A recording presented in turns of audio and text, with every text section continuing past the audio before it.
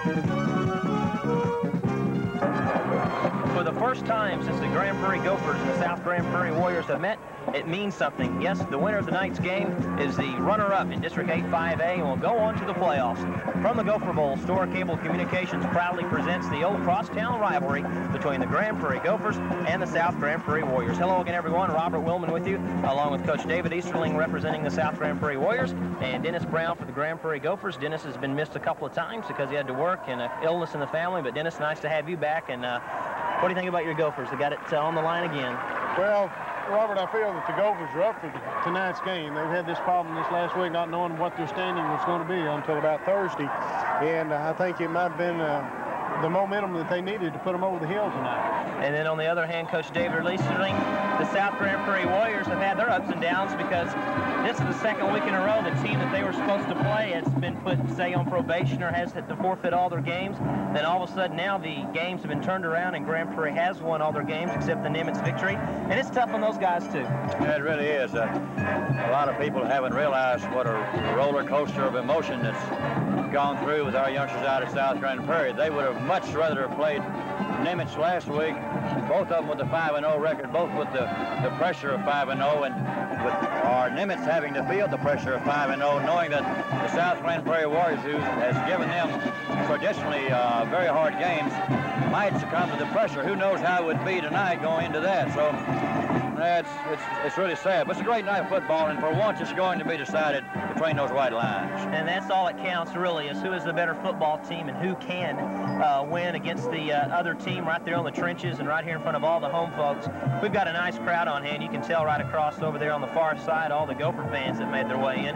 And Dennis, I think maybe one thing that the Gophers have on their side and what is an edge to Grand Prairie is that they've been here before, and some of these players have played in Texas Stadium last year 3 straight games before finally bowing out to Lake Highland, so the experience is there on the Gopher team.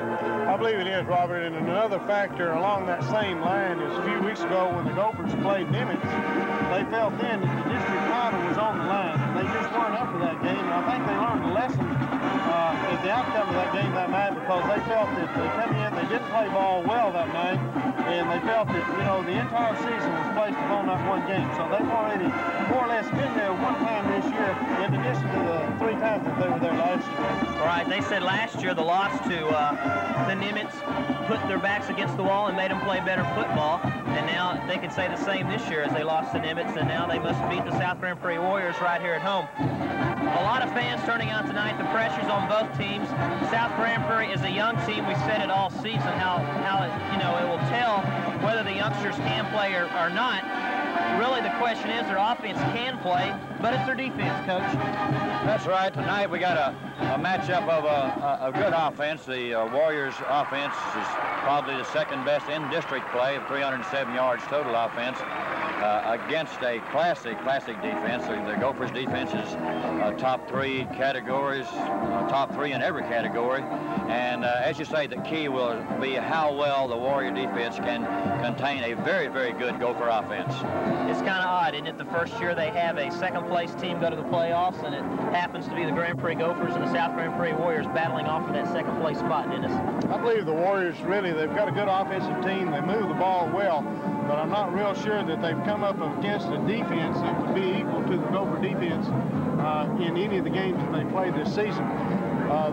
I feel the big plus for the Warriors is Ojeda. Whenever Ojeda was able to come back, it seemed to be that he had the spark that was necessary to help the Warriors come alive after they lost their 2 preseason games and come in with a good district game. The Gophers, on the other hand, they have looked good, but their offense has been hot and cold. Their defense has been tremendous each game. And last week against Duncanville, I believe, was, you know, kind of told the story how the Gopher offense, if they're on, they're on, and if they're off, they're off. And last week, just barely coming by and beating Duncanville. Of course, Duncanville may be the team that, you know, it's up for the Gophers each time they play them, but that didn't speak well for the Gopher offense. And tonight, I think Big Man Brown is going to have his work cut out for him because he's going to have to throw the ball out. He's got the arm to throw the ball, but he's got to be consistent and he's got to be active. I think we're going to have to see the short down and out passes to the sideline because he has had a problem throughout the season, this season, with interception. All right, speaking of Big Man Brown, the Grand Prairie Gophers are led by the 2-year starting quarterback, Marion Big Man Brown. The 180-pound senior is better known for his quick acceleration on the run.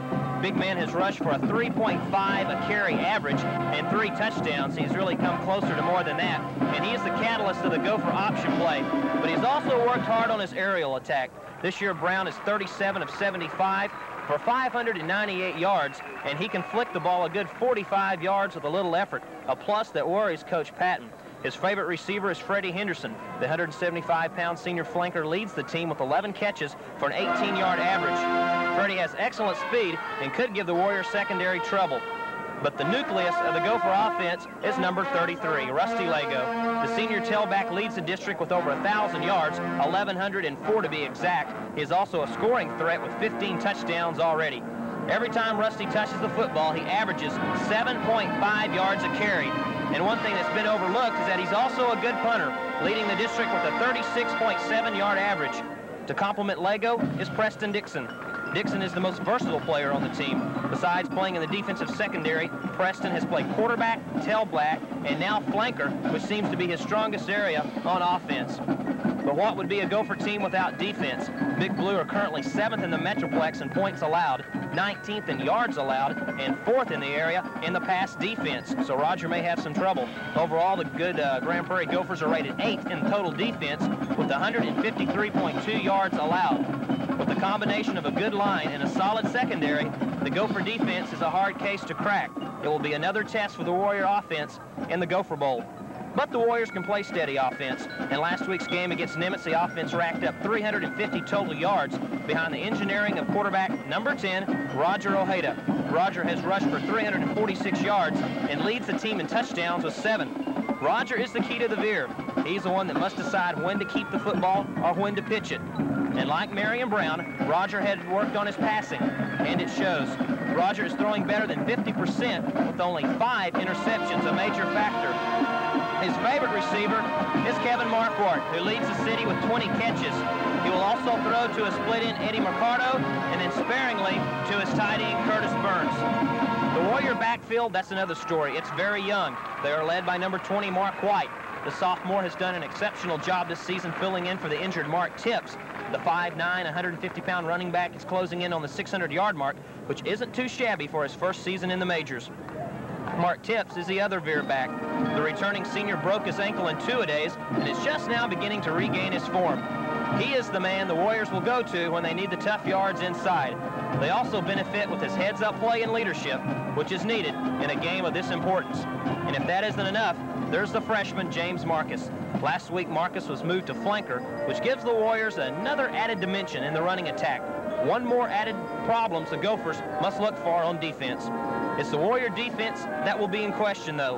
Last week, SGP really missed Tommy Holshoe at linebacker, though Danny Millsaps did an outstanding job in the Warrior 4-4, and it will take that kind of play to stop the Gophers. It could be the play of the linebackers in tonight's game between the Grand Prairie Gophers and the South Grand Prairie Warriors with the District 8-5A playoff spot on the line. Well, after looking at the highlights and we return to the field, you can see that more and more fans have made their way in. We're still moments away from the opening kickoff of tonight's game. The Grand Prairie Gophers won the flip of the coin and have elected to receive, so they will be on offense first of all. As you see some of the many signs draped across the Gopher Bowl tonight, beat North Cedar Hill, and not so bad even Highland Park is on the south side. And, you know, guys, it's good old tradition and the old crosstown rivalry that makes football great. And I was telling everybody at work today that this is what I look forward to every year, especially when it means something like it does tonight. Unbelievable. We've had the two teams play where one had a chance to be a spoiler of the other, but not where they had a chance, the winner, to go into playoffs. This looked like it may be the first time, Robert, in about 20 years that we fill this Gopher Bowl. Well, let's hope so. Most of the Gopher fans are over there, and some of them are even behind the stands, so I'm sure it will be packed. Still waiting for more Warrior fans to come in and filter their way in. You know, the series started back in 1974, and we've got a graphic displaying how the past games have went. In 74 and 75, I believe, South was still a class below the Grand Prairie Gophers. The first time these two teams ever met, the Gophers were the home team, and South was on the other side. SGP won it 14-12. The following year, Johnny Click caught one in the corner of the end zone, and then Calvin Harrison caught a two-point conversion with less than a minute to go in the ball game, and the Warriors made it 2 in a row by winning 15-14. Then the Warriors made it 3 in a row and won the city trophy, which they did give away to the team that won it 3 times in a row. They won that ball game 20-6, I believe, or 20-8. It was 20-6. In that game, Robert Holt made a couple of good catches, went on later to play for Baylor. But that had something in mind because the Warriors had to win that one to go in the playoffs. In 77, South really graduated almost their entire team, and it showed. The Gophers won 24-8 right here in the home, folks. Then in 78, the Gophers made it 2 in a row, winning 23-17 in a high-scoring ball game. Almost an identical score the very next year when the Warriors upset the Gophers 24-17. And then really a major upset was that year back in 80 when the Warriors, the only shutout of the ball game, SGP won it 14-0. And then last year when the Warriors had a chance to be a spoiler against the Gophers won it 24-7 after the Warriors went out early on a quick touchdown when Mark Tipps scored off the left side of the line after an early fumble. You're looking at some of the fans across the way, and again, we're still waiting for some of the players to come on out into the field so we can get the game underway. In a moment, we'll be having the alma mater by both teams, both the Grand Prairie Gophers and the South Grand Prairie Warriors, so we'll listen to the bands play the alma mater as well as the national anthem. Tonight, other big games going on is Trinity and LD Bell, because the loser or the winner of that ball game will be playing the winner of this ball game, and the loser of that ball game will be playing Nimitz, who already has District 8 5A wrapped up under its belt. They're playing MacArthur tonight. And at that time, that since both teams are into it, they both have to send their scouts out to both opposing teams who they might face later on in the playoff situation.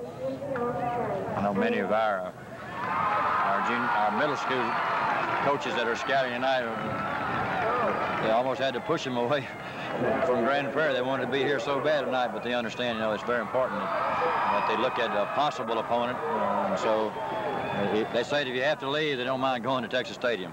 Okay, and now the Grand Prairie Gopher school song.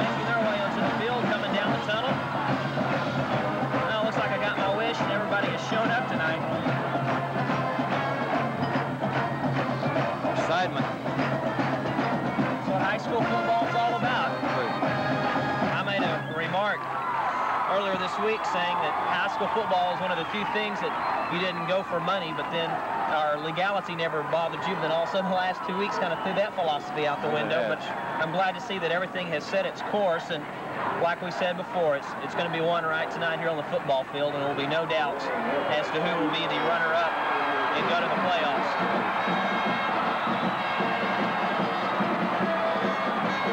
Coach Patton, his career record, 112, 66, and 4. That is counting this district season. Gophers, they are the visitors tonight, so they are in all white, trimmed in blue with the GP on the side of the helmet. Take a look at Coach Murray over there. He is 39, 41, and 2 since coming to Grand Prairie High School. So if another season like this year, he will go over the 500 mark. Well, gentlemen, I hope you've got enough ink in your pens to keep the stats, because I believe it might be an offensive barn burner tonight. I believe you're right. Well, Robert, one thing I was thinking about during the pregame ceremonies and the national anthem, a lot of these youngsters that are here for both teams are seniors tonight, and this will be the last time some of them will play in the Gopher Bowl, either football, drill team, or band, or whatever. So, you know, all good things must come to an end, and what better note can it come to an end on than have both of our teams here tonight, both of them coming against each other, good sportsmanship, good clean football, and one of them, either way, Grand Prairie is going to be represented in the playoffs. That's right, and I hope that whoever does go to the playoffs and represent the city of Grand Prairie, that everybody will go out and support them like they did Grand Prairie High School last year, whether it be the Gophers or the Warriors. We had such a good turnout at Texas Stadium. We still do not know where the winner of tonight's game will be playing at. Or who? Or who, that's right. Jerry Donhauer, number 12, a hero in the MacArthur ball game where he kicked about a 28-yard field goal that gave South Grand Prairie a 10-7 victory over the Cardinals. And now the Grand Prairie Gophers. Some things we haven't talked about is injuries. Bunton has a bad elbow. It's taped up. I'm sure that's not going to stop him. Lego has a hamstring pull that in weather like this could really pop at any time. Also, it hadn't been known too much, but O'Hader Roger had some bruised ribs in an image game and a hip pointer. It's really hampered him all week in his passing, so the offensive coaches especially are really concerned about how he'll be able to play tonight. You know, we've looked at statistics tonight for both teams and team records over the last few years, but in this game, you can almost put those out the window and sit back and watch this a good ball game. Well, let's do it. Here's a deep kick. Dixon fumbles. They pick it up at the 5. That's McKinney. McKinney hit hard at the 14-yard line.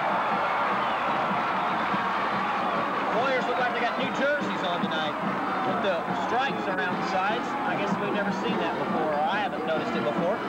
They are. Okay, let's set up the offense. Marion McMahon Brown's at quarterback. Lego will be the tailback. Dixon will alternate every now and then at tailback, sometimes at flanker. Henderson is also at flanker. And it's going to be Dixon starting at tailback. And going in motion is Seymour. Give to Bush. Bush hit at the line, get about 2 yards on the carry. First man to hit him was Millsap. Number 64 had help from Almanza, number 24. Like I said before, the linebacker is going to play an important part in stopping this Gopher offense. It makes you wonder, since Lego's not there, whether the young man is hurt bad or not. Well, they brought up their very talented tailback in Williams from the JV, just in case they need him. Havens sets the wide receiver. Henderson is in there at a flanker back now. Dixon is still the tailback. Marion on a roll. Marion rolling right.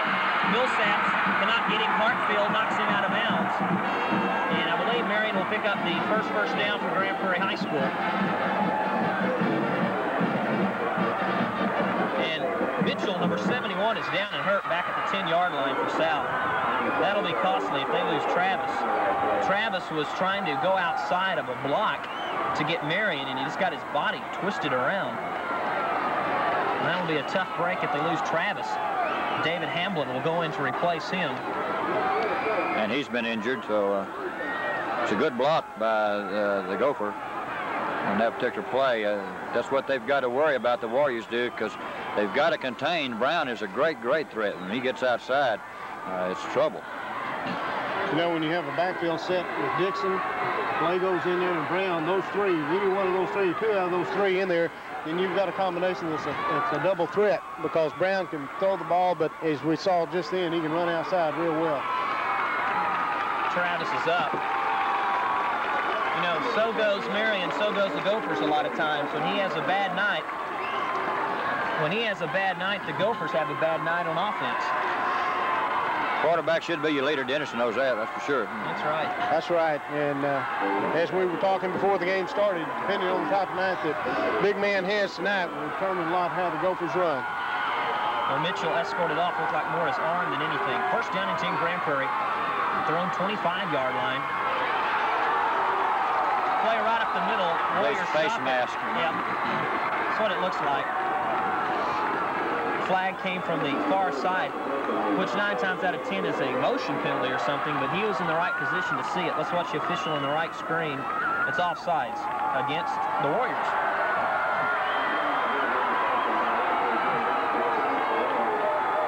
Well, whatever the call tonight, you're going to hear one side cheer if it's in their favor, or you're going to hear the other side cheer if it's in their favor.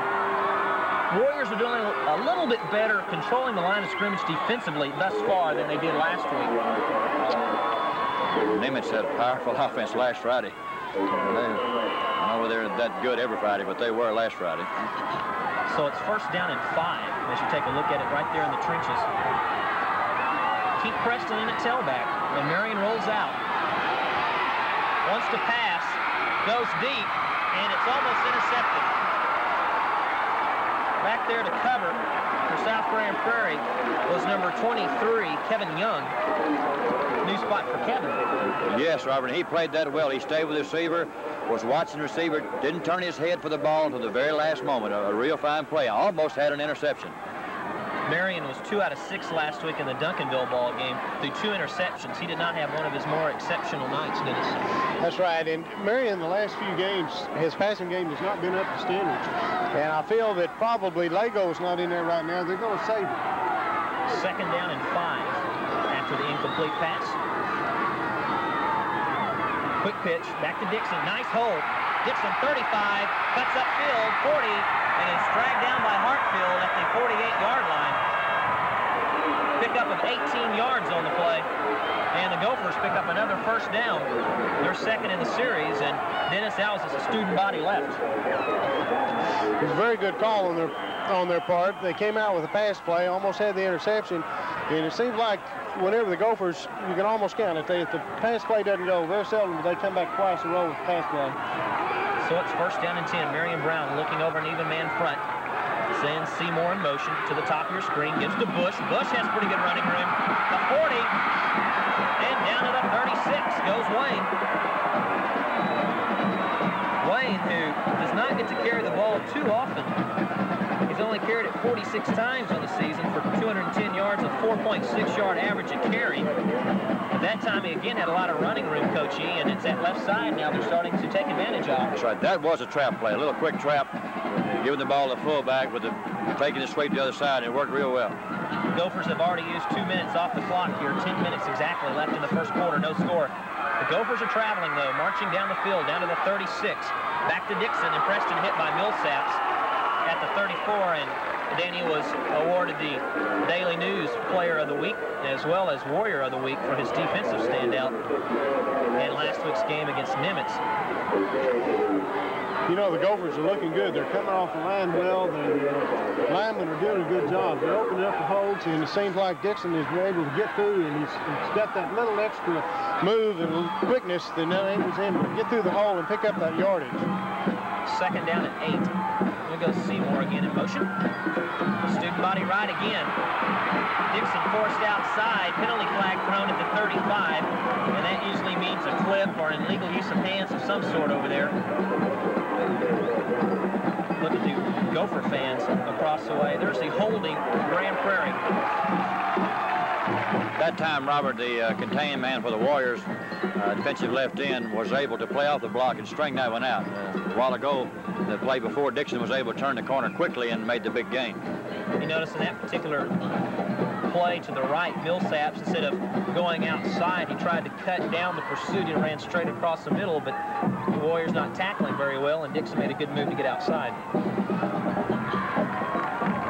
So the first penalty against Grand Prairie will be a 10-yard holding penalty by tonight's official. So it's 2nd down and 20. Gophers get in this situation. Sometimes they opt to go to the screen pass. I'll tell you, it's kind of nice to finally know something about two teams when they come out to play on Friday night. Twin receivers to the near side, out of your screen. Dixon goes in motion to the far side. Marion quarterback keeper.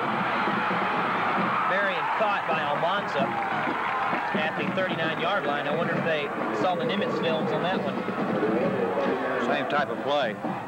Use a motion to pull another defensive back out. It's a good call because we were really expecting the pass. We have not seen the screen pass tonight, and that is one particular play that the Gophers have been quite successful out throughout the season. This is a good time for it now, 3rd and long. The Warriors really are afraid of their sprint draw, which is a good play also, same type of play. And they send two wide receivers right there to the top of your screen, Henderson and Havens. Marion, a long count. Fakes a draw, drops straight back, plenty of time. Goes to Bush, wide open. Bush down to the 19. Big play. How many times have we seen South Grand Prairie get burned on a back coming out of the backfield? 90% of the time. You know, Bush has had a pretty good season this year. He's not seen a lot of action, as we mentioned earlier, but each time he does come up with the ball, he is able to pick up the needed yardage. It's going to be players like that that will be the unsung heroes of tonight's game. Somebody you never would know that would come out and be the hero. Blackwell not playing tonight at left tackle. Phelps is in his position. 1st and 10, Grand Prairie. They're at the Warrior 19. Marion again dropping straight back. Throws in the flats. They're in the end zone.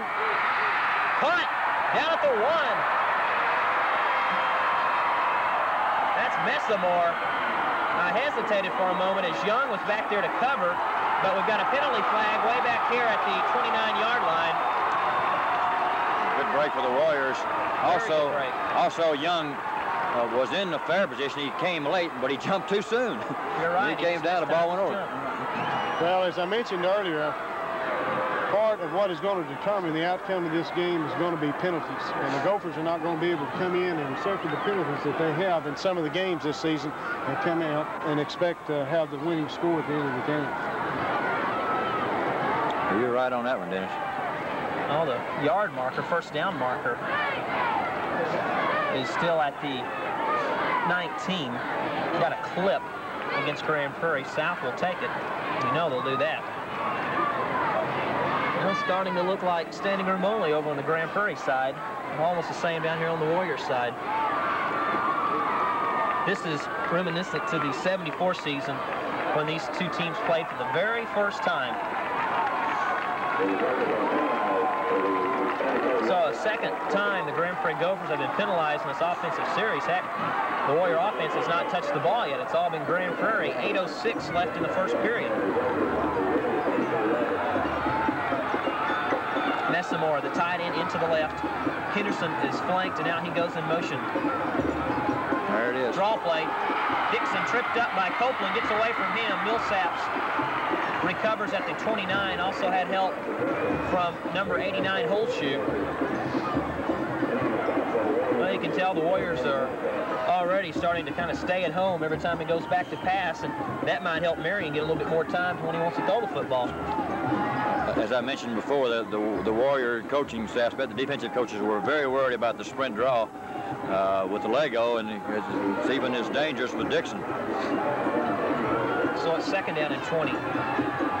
Seymour, quick pitch. Dixon hit at the line, still moves. And he gets down to the 27-yard line.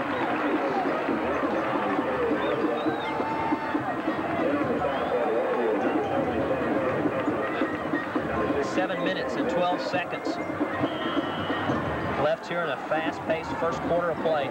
Well, already the Warriors have won in their freshman A and freshman B. The JV from Grand Prairie defeated South Grand Prairie Thursday night. That without their star tailback who has suited up tonight, Williams, for Grand Prairie High. 3rd down and 23. Warriors playing a little deep in the linebackers. Fake the draw, Marion rolls. Wants to run, goes backwards. Throws it up for grabs, and there was Dixon wide open over there at the 20. Wow, there were 3 Gophers in that zone and only 1 Warrior over to cover them. Well, South Grand Prairie, I believe, ready to play all the way that time. They put the pressure on Brown. It was 3rd down, 23 yards to go, and they almost had to go to the end, and they had the rush on Brown. Brown stumbled around, looked like he was going to break free, but run right into a waiting Warrior. Had the receivers open, but just too much pressure on him to get the ball off. And Marion's going to try a field goal attempt of 44 yards. The wind is somewhat to his back. Havens will hold. Good snap, good hold, a high kick, and it's good. Fantastic kick. Boy, Marion got all of that one. 4 yards. So the Gophers lead 3-0. You know, I think the Warriors were surprised he was coming out there to try to kick that. Well, I think that that's what it's going to take, because so many times Coach Murray, being the coach that he is, early in the game, he tends to be a little more conservative than what he is toward the end of the game. And on a game like tonight, you've got to pull out all the stops. You've got to go for it. And with the defensive team that the Gophers have, with the ball where it was positioned at, even if they didn't make the field goal, then they had a good defense to rely on. So Marion will tee the ball up on his 40-yard line. I said there was a breeze blowing from his side of the field. I don't know, the flag looks a little calm out there in the end zone. Marion got all of that one. I've got to say that. He got a good snap, a good hold. Everybody did their part.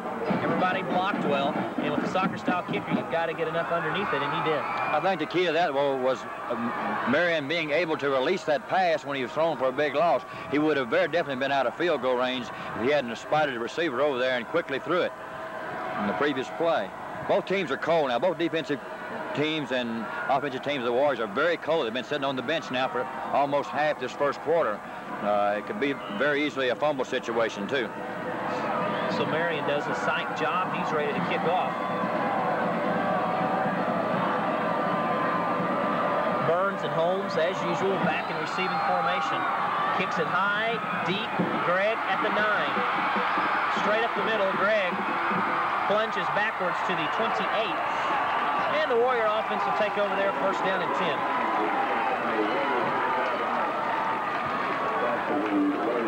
Well, since the Warriors are in their red jerseys, or home jerseys, they've got some new ones, and I think they've been waiting for those new ones all season. Some of the numbers will not be right. If you're used to number 40 for Kevin Marquardt at home, he is number 2 now. It's his baseball number. And he flanks to one side. Bobby Newberry, the flanker to the right. They keep it basic, straight up the middle to the 32. Okay, the Warriors are going to try to run. They have a great fear of these 5 down people of the Warriors, of the Gophers, and so they're going to try to split the tackle and run inside of him. He normally plays on the outside of the offensive tackle, and they hope to bring him inside. That time he made the play, and it didn't work, so I don't know how he's going to play. That's 75. They're worried about Palmer and this other tackle. Number 75, which is Randy Feltz. 2nd down and 7. Marquardt right there going across your screen. Goes in motion, down the line option, quick pitch. Tips. Does not outrun Palmer. Maddox is there to clean up, and Tips will get a couple of yards. The Warriors, you will see a lot of motion tonight. They're going to do it to try to get Marion Brown from a free safety up to what we call an invert situation, where he'll have to play off some blockers. I'll really get him in the game. Hopefully that maybe he'll tire a little bit having to go both ways. Well, we got a first big play for the South. 3rd down and 7. Ojeda rolling out. Little belly pass, overthrows Marquardt over at the 40-yard line. And number 64, Craig Bunton, was all over Roger Ojeda, and Roger didn't have a chance to get that one off. They fear that one more than anybody. Bunton. So the Gopher defense gets a standing nose on the other side of the Gopher Bowl as the defense has held Grand Prairie, or South Grand Prairie. You're looking at Mitchell. He's got his arm in a sling down there on the sideline. Marbury, number 44, will go into punting formation. On the season, he is having a 32.1-yard average. Gets it high and short. Fielded and dropped by Greg Holmes at the 34-yard line is number 83, Seymour. So now the pressure goes back on the side of South Grand Prairie to stop this potent offense that the Grand Prairie Gophers put on the field at the beginning of the ball game and went about 60 yards before having to kick a three-pointer. You know, whenever you have a quick set of downs like this, it doesn't give the defense much of a chance to come in and rest. So they've got to come out, and again, you're back on the field, and they were on nearly half the first quarter. There's 4 minutes and 59 seconds left now. Dixon remains at tailback. A little quick pass over the sideline. Incomplete. Seymour over at the 35. That's one of the bread and butter pass plays Gophers like to use. Just a little 2-yard and out pass play. And that one just went over the fingertips. So Marion has not completed a pass. He's completed one, but that was called back. So he is 0 for 2 tonight. Just under 5 minutes to go here in the first quarter. It's 3-0. Grand Prairie, second down 10. They've got the ball on their own 33-yard line. Seymour again will go into motion, and they give to Bush. Wayne tiptoes his way to the 35, still moves, and Almanza keeps the shoulders square and holds him to a 1-yard gain. Well, that time thought Bush was going to break away. The defending players were hitting him up around the chest and the shoulders. And Coach Easterling, I know, can say that if you're going to put a man down, you got to get him around the knees or below. It's a good tackle. You'd like to teach him to hit him right there in the numbers and keep the legs moving and drive them back. Young man wasn't able to lock his arms because of a stiff arm by Bush, but he kept moving his feet like you say, and was to get help. Dixon on a quick hitter. Look out, first down. Dixon across the 45 down to the 48. First down, Grand Prairie. Dixon having a lot of good moves tonight. Seems like he's got a little more speed than what he's shown during the previous games of the season. I'll tell you what, Phelps, number 75, and number 87, Frank Messamore, who is the tight end, are really opening up some holes on the left side of the line. That's the play the Warriors feared most inside, but they feared it with Lego carrying Dixon just as dangerous. Quick pitch. Dixon gets out of Millsap's grasp, gets over the 49 down to the 48, maybe the 47. Give him about a 4-yard pickup. He asked Coach Easterling a question here. You know, you come up and coaches for South Grand Prairie, they prepared all week and they prepared for Lego to be in there. And then tonight they come in and they run Dixon in. Does this change up the game plan any for the coaches? Not at all. Just gives the Gophers a little more threat on the outside. They prepared for Dixon as a threat on the outside. I'll get back to it in just a second. Okay, Dixon with 2 this time will be a 3rd down and 5. Go ahead. But they knew he'd be a threat on the coming from the wingback spot as a pitch man. See, so they still prepare for Dixon outside and Lego inside. So they're same type of runners in a lot of respect. It doesn't change anything. No. Call it a 3rd and a long 4. Gophers must get to the Warrior 41 for a first. Mary on a roll. On the pass. Fakes the pass and goes deep. Has a man out there. Caught. Nice play at the 7. Oh! Seymour made a fantastic catch at the 6-yard line, and the Gophers will have first down and goal to go. No flags. No yellow hankies, and the Gopher fans respond. Again, South did not have that bad of coverage, but the Gophers just out-jumped them and outplayed them. I've talked about Seymour the 2 games I was here on. That young man, you just can't believe he's a sophomore. He plays with such great intensity. He's in the ball game all the time. Well, has good hands, too. He just out-fought the Warriors for it and came back for the football. And what I've enjoyed watching Marion do right now is that he is not running when he gets a chance. He's throwing instead. Well, another mistake by Grand Prairie there. Ferguson, the right guard, moved. Well, this is twice now they've gotten down in there and made a mistake. This time not quite as costly. Well, mistakes, though. This is here, I believe, Coach E's got their statistics. I believe this is going to be the 3rd penalty Right. But they would have drawn to South Grand Prairie's 1. And, you know, that does not help their momentum. Get in there, they're on about the 6 or 7 yard line. They have to go back 5 yards and push them 11 yards out. So it doesn't help their momentum any at all. Maddox now then at a tight end. Power I, tandem right. Dixon fights his way down to the 8 yard line. What I've been noticing thus far is the fine job that the Gopher offensive line, or the lead blockers, are doing on the linebackers. You've been seeing the linebackers look like all of a sudden they're getting a good gap to come at the Gophers, and all of a sudden they get their feet knocked out from under them. Well, it seems like the Gopher offense, they've worked on this. The line is doing a tremendous job. They're opening up the holes, and with the speed that they've got in the backfield, it enables, all they need is a little hole and just a fraction of a second for them to get through. 2nd and goal, quick pitch. Dixon spins at the 5, and he's down to the 2. So it'll be 3rd and goal. Young man spun out of trouble about the 5 yard line. He made those last 3 on his own. So there's many of the thousands of fans from Grand Prairie across the way, and they're on their feet now because their Gophers are in scoring territory. 3rd and goal from the 2.5. John Lee, 33, checks in defensively, and Young will check out. Watch Marion maybe on a quick hitter. Or they'll give it to their bread and butter man, Dixon. Bush fights his way to the 1, scores!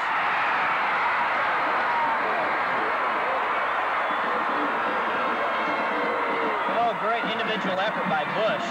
He wasn't going to be denied. He wanted that touchdown. You know, Gophers come out in the muddle huddle and break it, come back to the near side.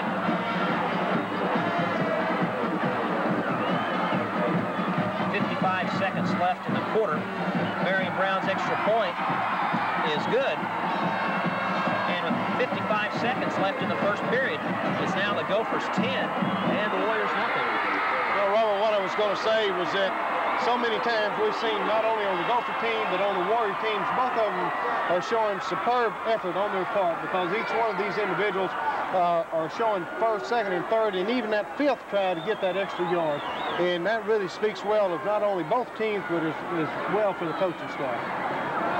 They know how important this ball game is. The winner gets a chance to go on. The loser has to watch it either on Channel 10 or at the ball game. So there's no tomorrow for any team.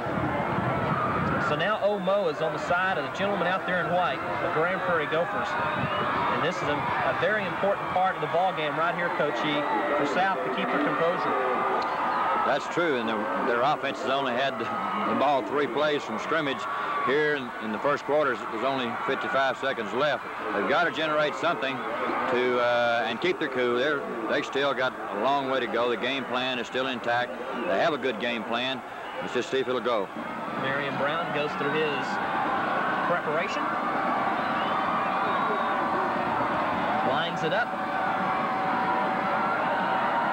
Moves. This will be Curtis at his 9. 20, 25, 30. Fights his way over the 35 down to the 36. He was 1 step from breaking that one. Really was. Running his own man, I believe. You know, Curtis is not starting tonight for disciplinary reasons. As you see him go jogging off the field, he'll probably come in later in the ball game. They move him back to tight end. Well, they put the ball on the 26-yard line, gives the Warriors good field position. Look for a pass play first down. Warrior offense has Ojeda at quarterback, Tips and White in the backfield. They give to White on the veer outside. White, 45, and down to the 46. That'll be close for a Warrior first down. The key to that play was keeping Craig Button inside and not allowing that all-district defensive end to come outside and make the stop. They rolled their onside guard then, Robert. Of course, this is the lead play they had so much success with against Nimitz last week. Well, they have Keith Murphy at right guard, Kevin Patton at right tackle as the chain gang comes over from the side. Mark Sprung, the left guard.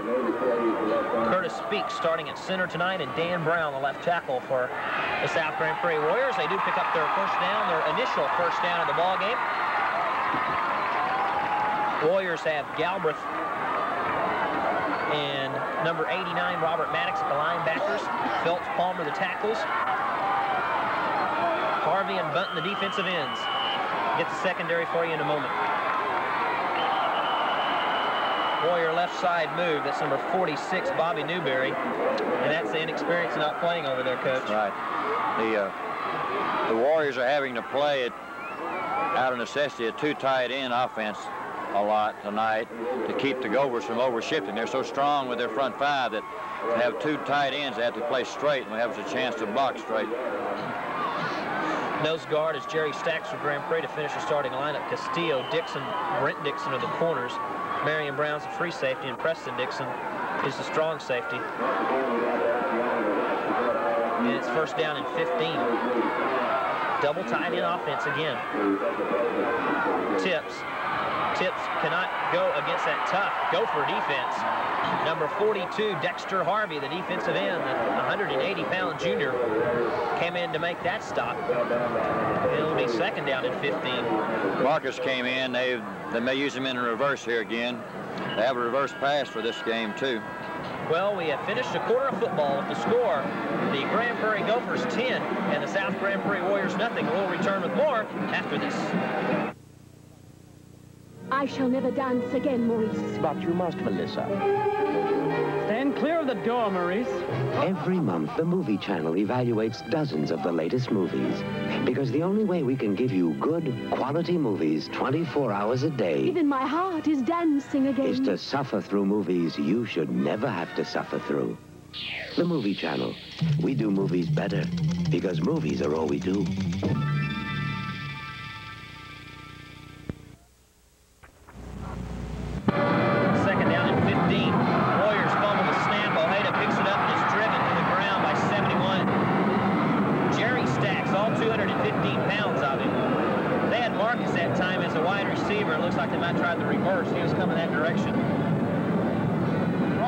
This opportunity to describe what loyalty is. I saw a lady down before the game this afternoon. Her name is Sandy Morrison. I'm sure Dave knows her. Works with one of the local title companies. Had knee surgery yesterday.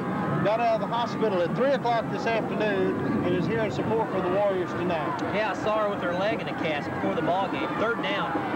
Ojeda pumps, wants to go to Mercado, runs it himself, and gets to the 40, and the Gophers have held the Warriors offense again. Ojeda had Mercado running a streak down the sideline, but with such a strong Gopher secondary, it's tough to break past him. There's Maddox, 89, getting off very gingerly after that play. A lot of hard hitting going on tonight. Fulkerson talking to Ojeda. A little disgusted look on his face there. Kind of hard to run for 18 yards. First down. So it's fourth down and 16. It'll be a big loss to the Gophers if Maddox can't return.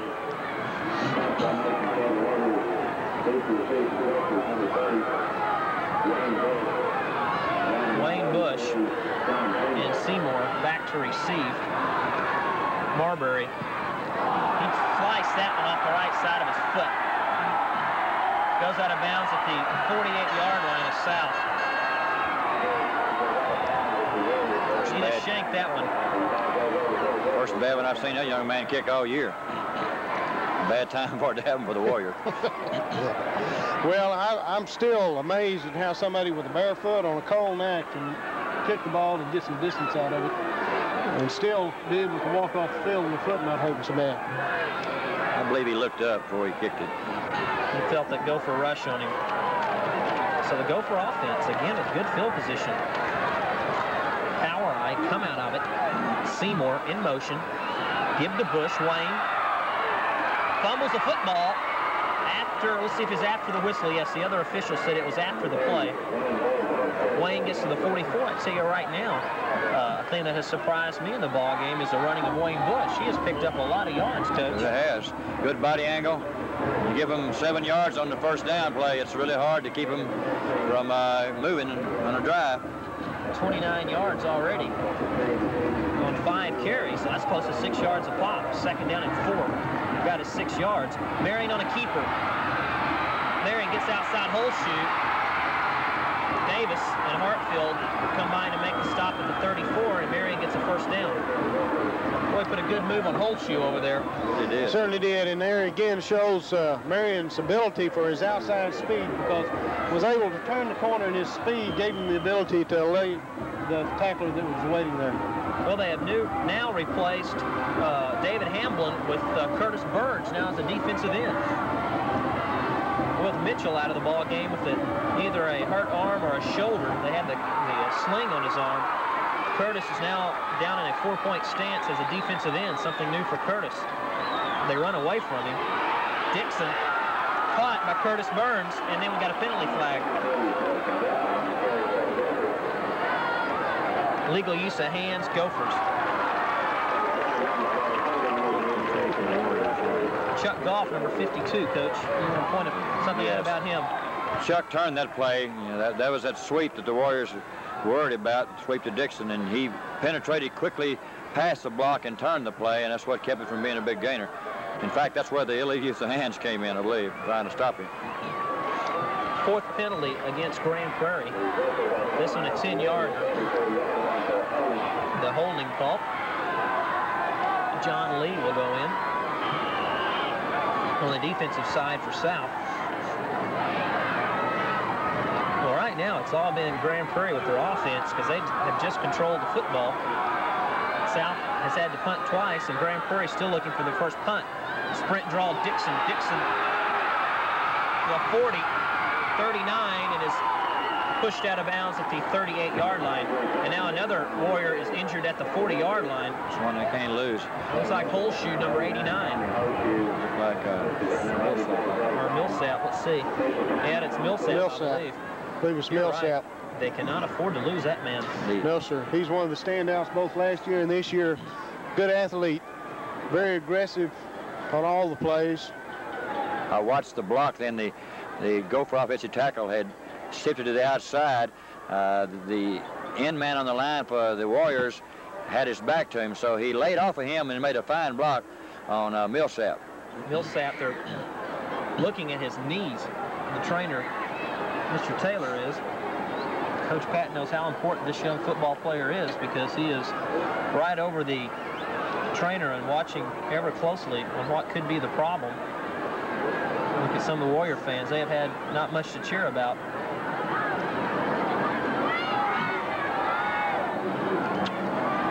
Working over his knee, so it must be a knee injury. I'm trying to straighten it out.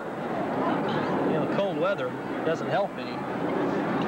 No, it really doesn't, because in between plays, the players out there have warmed up, and then in between plays they stand there, and even though they move around a little bit, coach can tell you that it's real easy to cool off a little bit. And you know, the thing about the human body, it doesn't cool off evenly.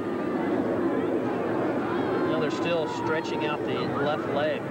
They were looking at his kneecap and rotating it around, and I think, you know, you can't second guess what's wrong with him, but it could be a very serious bruise or more than that. You never can tell. Yeah. This holds true. You know, if Maddox is not able to return, they're both sides losing a fine linebacker. Second down, 15. Counter option. Dixon, good lead block. Preston down to the 27, and it'll be 3rd down and 3. And like Coach E likes to say so much, they're in 2-down territory now. Oh, yes. 4-down territory. Right. Copeland made a fine play then. He saw the play as Dixon was cutting back, he came in and stopped, which could have gone all the way. Seems like the Gophers, too, tonight are mixing up their plays well, more so than what they have in the past few games. Seems like on the key situations, they tend to come out and pull out the old playbook and mix them up a little bit better. 3rd and 4. Warriors fake the red dog. Dixon stopped by Davis, but not until Preston has another Grand Prairie High first down.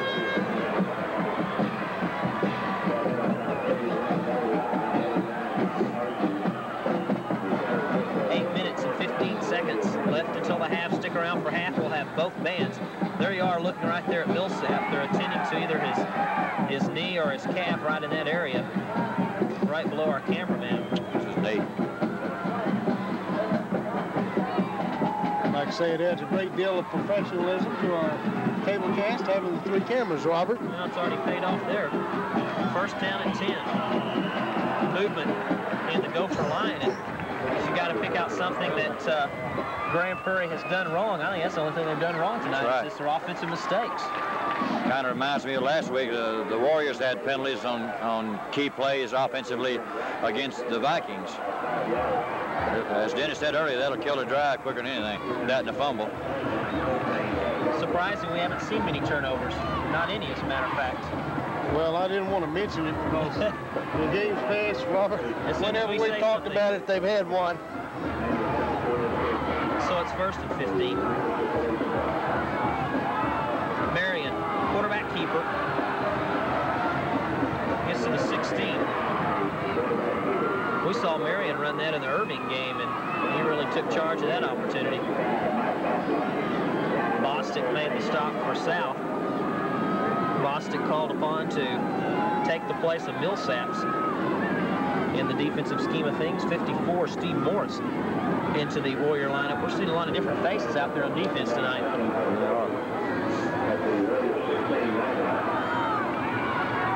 Second and 7, just under 7 minutes left before half.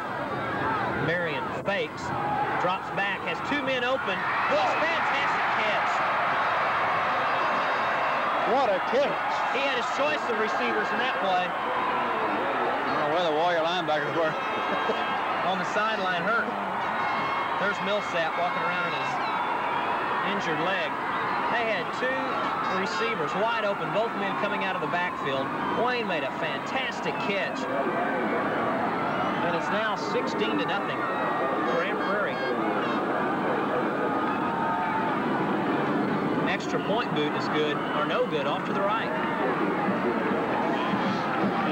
So the Gophers hit the scoreboard one more time offensively with 6:46 to go before the half, and it's now Grand Prairie 16 and the South Grand Prairie Warriors nothing.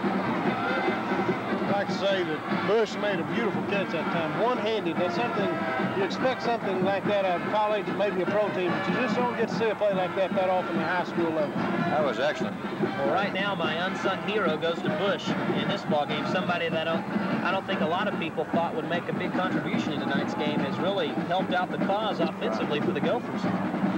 You gotta give credit to the guy on the other end of that pass too. He's 3 out of 4. Big man Brown is tonight.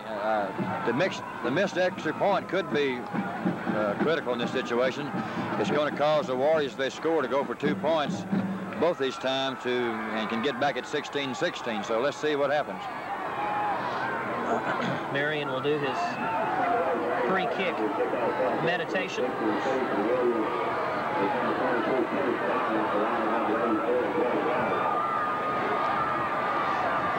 So Burns and Holmes go back to their own 5.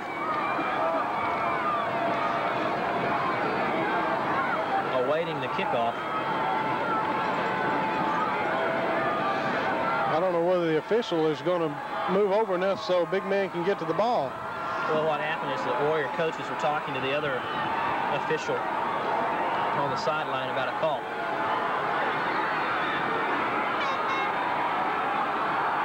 Okay. Marion, a line drive, which is tough to handle. Curtis picks it up at the 10. Going to set up on the right side. Curtis, a flag down at the 40 or 39.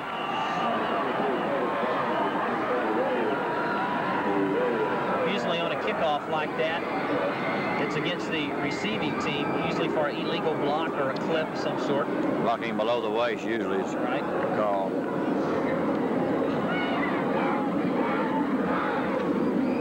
Yep. Illegal block. Cannot block below the waist on a kick return, a rule they instated a few years back. Pretty good rule, really, because a lot of injuries happens on the specialty teams. You know, the kicking game was something Coach Pat was terribly worried about before the game started. He had his troops practice a lot about the kicking game this week. Big concern right now is we're going to be able to move that ball against the Gophers. They need to get on the scoreboard to half if they're going to be in this ball game.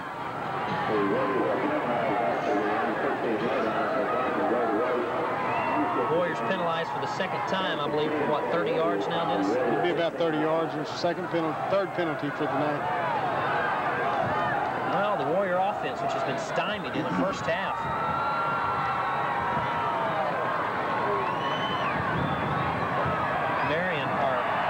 Ojeda doesn't get anything that way. We're used to calling Marion's number out on the first half. It's odd to see the Warrior offense. Second down and 11. He lost a yard. That's something that on that particular play the Warriors did last week a couple of times that bothered Coach Patton was the indecision of whether to put it in the guy's stomach or pull it out and run the option. Indecision will kill you. Second down and 10, they say. Ojeda tries to pass across the middle, and big number 76, or 75, Randy Feltz, came busting over there. The Gophers have got an outstanding defensive line. Feltz at 200 pounds, Palmer at 230, Bunton's 190, and the nose guard, Stacks, is 215. He's got hosses that big. It's tough to block him on offense. Be third down and 13. Warriors trying to get something started. I'm just wondering how long they're going to be able to stay, Coach E, with their game plan without having to come back and put the ball in the air. Game plan is to run on 3rd and long. Roger. It's 3rd and long, all right. Tripped up from behind, a little extracurricular blocking after the whistle. Roger gets about 8 on the carry. And it'll be 4th down and 5, and the Gopher defense is held again. That run by Ojeda enabled the punter to have a little bit more room to get the ball off. Bought him a little bit of time. That's very, very important. You got a Jerry Don Howard back there to punt now. Low snap. Howard either has it blocked or it went sideways, whatever. It's picked up at the 10, the 5, touchdown. Robinson, I believe, number 85, picked that one up on the run. And the Gophers are going to blow this one over. Looks that way right now. I forgot to say that Homer and Patsy Robinson are just beside themselves right now, seeing their son Randy going for the touchdown. We wonder why they changed punters. Unless his barefoot may have been injured. I noticed when he shanked that kick a while ago, he went over in the big middle of it, and he might have got stepped on. Talking about Marbury.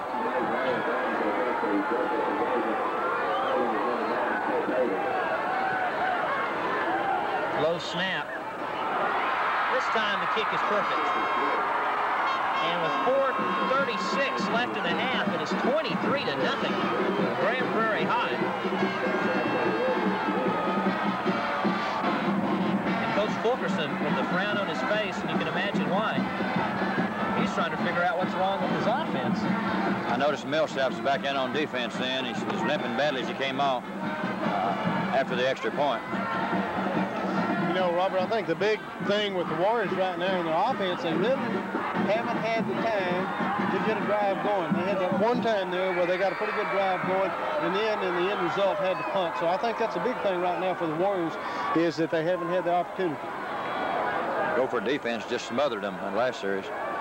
Gopher defense is so huge that they played Nimitz last week. They thought Nimitz was big, and then Grand Prairie is just that much bigger. Burns and Holmes back at the 5. Again, stick around at halftime. It will be the Warrior band and the Gopher band entertaining us. They meditate into a 5-yard delay here in a minute.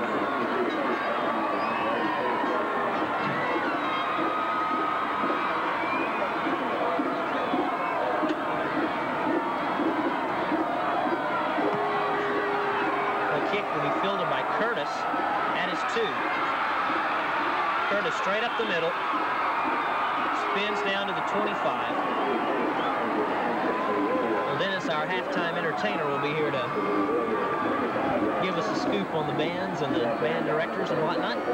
You know, Robert, while we've got this time talking about the bands, and there's been so much controversy over the past few weeks about illegal players and what have you on the team. Is it ineligible? No, it doesn't make the band ineligible, but they too have the same type of rules that they have to abide by in order to enter the events that they have. Reverse to Marcus. James gets to the 30, but what happens? There'll be a penalty called against number 76, Keith Murphy, I believe, out there leading the way, and Keith is going to be caught for either a clip or a holding, and it's going to be a clip against Keith. Number 76 is right out there in the thick of things, and both officials saw it. Clear violation. A little different twist of the reverse. They had it from a slot formation last week. This time he came from the flanker position, wide receiver, starting down the line option to the left, and pitched the ball back to him, going back to the right side. Takes a little longer to develop than the reverse from the slot. Gophers are sitting there waiting. Well, if a 23-point lead, you can sit around all night and wait. You don't fool them a whole lot. They stay at home, man. They do their homework.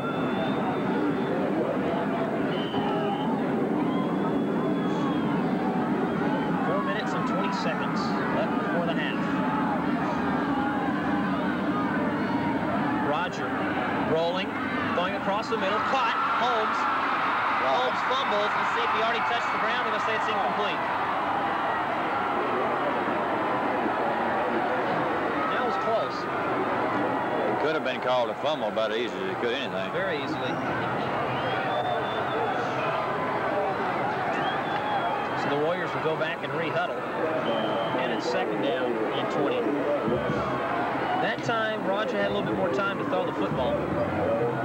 And a big break there after the Gophers recovered the ball and called it. I know I put them back to the line of scrimmage, but at least it was not an interception. And the Warriors still maintain possession.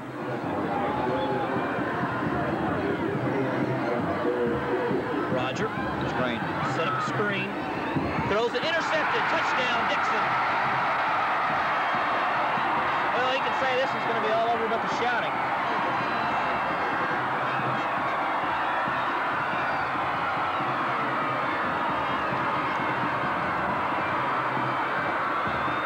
This could be the worst defeat by a team in the history.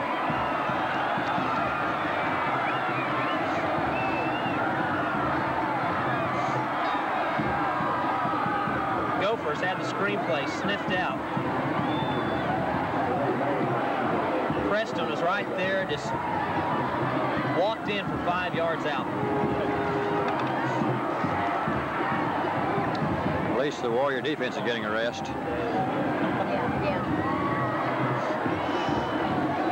Two of the touchdowns tonight have come on either a specialty team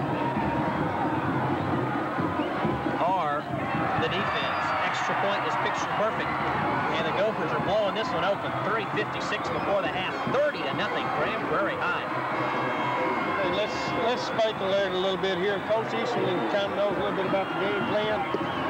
We're behind 30-0 now. Is this the time whenever the coaches come in and they say, hey, we're going to have to break away a little bit? Now, we know Ojeda's got a good passing arm. Also, he's good on the option play to run the ball. Will we see in the last 3 minutes and 56 seconds of this first half, will we see the Warriors put the ball up a little bit more, or will they try to mix it up and stay with the ground plays? No doubt about it, Dennis. They've got to do that. The game plan's over with now. They're going to run some to keep them honest.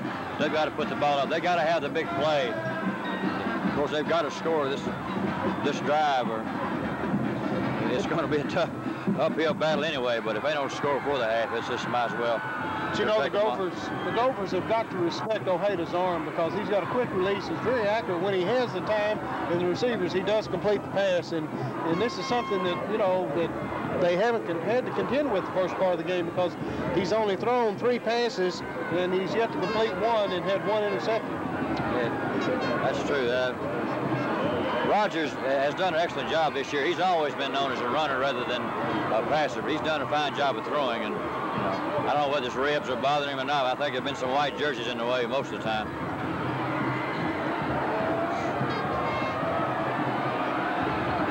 Burns, 20, 25, and 28-yard line.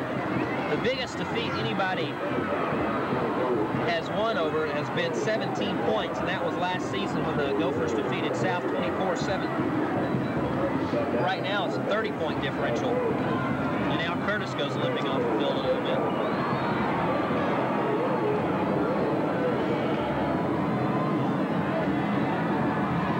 Well, when the admins will try to change tapes real quick and get ready for the Gopher band, because they will play first. Option play, tips, fumbles, Dixon recovers. It's that time of night, folks.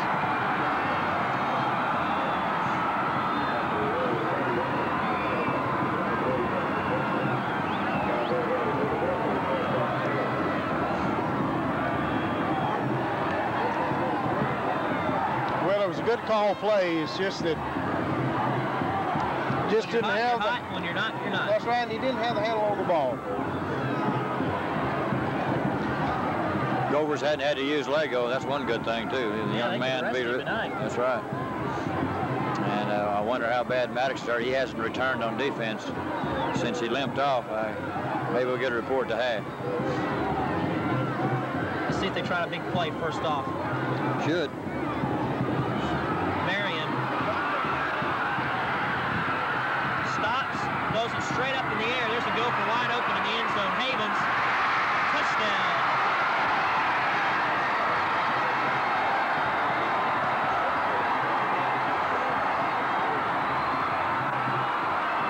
This is incredible.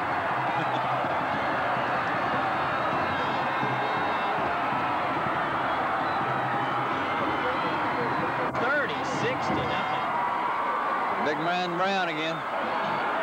Just flipped it with the old wrist, 46 yards, nothing to it. Again, it's big man Brown not running, but throwing. Used to, you'd see him just trying to get the extra yards. This time, he's finding his open receivers. Extra point is good. You know, Havens almost had to signal for a fair catch. The ball was thrown so high in the air. It looked like a center fielder standing out there just waiting for it to come down. Coach Patton really is going to have to do some thinking here at halftime. He's trying to wonder how can somebody score 37 points in one half. Well, I know that the last 2 weeks have been very trying on the Warriors because once when Nimitz was knocked out, they put them in the playoffs. Then when the Gophers, they said they were knocked out, they put them in the playoffs. And it had to be frustrating on their part to try to prepare for 2 big games 2 weeks in a row and be prepared and be up. And then everything, the change of events toward the middle of this week, Nimitz was reinstated. The Gophers were reinstated. And I know that it had an effect on the Gophers. I feel that it may have given them the momentum that was needed to come out on the field tonight. But at the same time, the Warriors had been stripped twice within the last week of a playoff berth, and it had to take something away from it. Well, they're young. They'll be back next year. Gophers had the experience, and it's shown tonight. Hit them quick and hit them tough. That's what they've been doing. Intercepted passes, blocked punts, long touchdown bombs, you name it. Score reflects what they've been doing. 37-0. Curtis has been busy back there. He leads the team in kickoff returns tonight. Gets to the 28.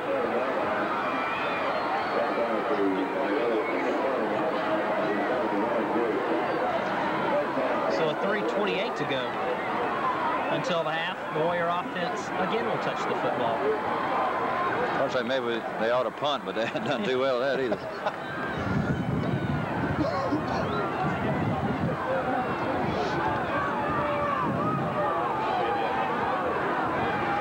Ricardo's put wide in your screen, and then going across is Marquardt. White trying to veer outside, gets past Bunton, but then cannot get past Palmer. Get past Bunton either. He played that well. Very well. And it's second down and 9. You know, not knowing what the final score is going to be because the game's still got another half. We may go in, when they come back out, and the Gophers may, the shoe may be on the other foot the other half, and the Warriors will regroup. Might take a long half for that to happen. Second and 9. Roger There's the key to this ball game right there. It's a defensive line. Oh, Roger can't even get outside.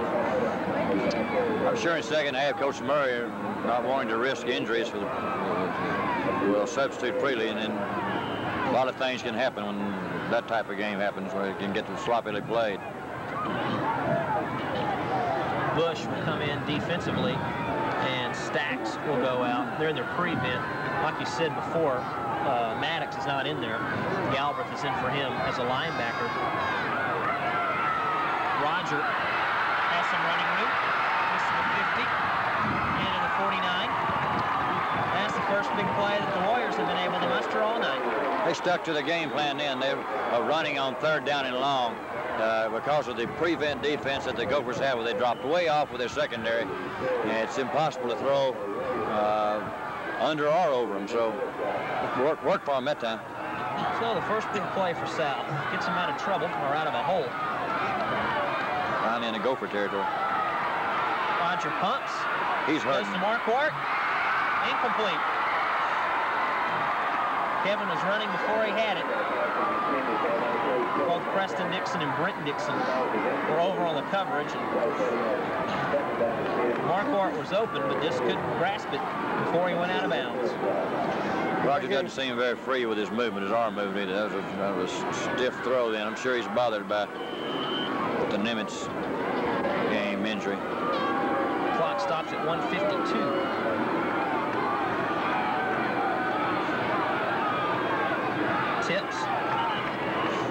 Tips for 4. It'll be 3rd down and 6.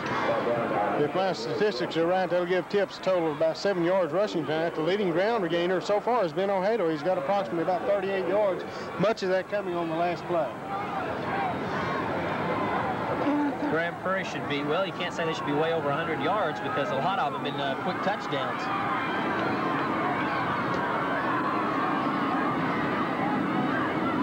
Pitch, Tips. Carries Perry Ewing, 44. Down to the 42. It'll be 4th down and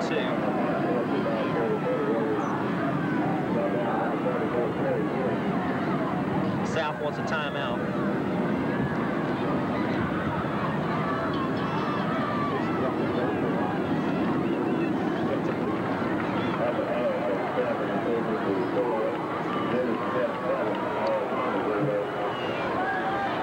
Down and 3 when play resumes. Warriors have to go for it.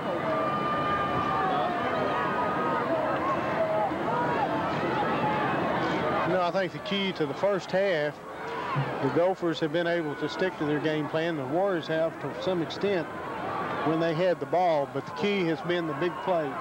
The Warriors have not had the breaks that the Gophers have had during this first half to give them the good field position. And anytime you can, block a punt and go in that close, those are easy touchdowns. Right. Touchdowns that they didn't have to work for. Demoralizing.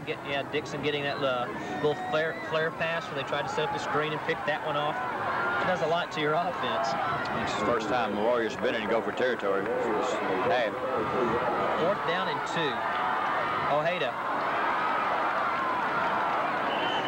draws the Gophers off sides, and they'll get a first down.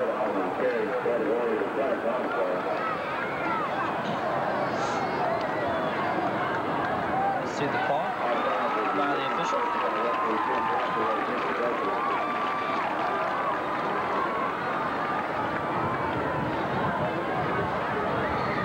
That only the 3rd first down that the Warriors have picked up here in the first half. Starting a little cold up here. It has been. It's just now getting through all of your clothes. Oh, okay. You've been doing a good job blocking it off for me. That's it. White to the 31. 55 seconds left until the first half. Warriors trying to huddle up, run the quick offense. They do this well. Ojeda, a little out pattern. Ricardo might have the first down over there and stops the clock.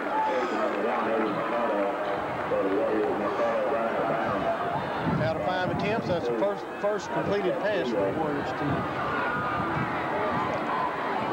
defensive players have to lay off that, even though it's just a quick out, because they'll fake the out and send him over the sidelines if your defensive man commits himself too soon.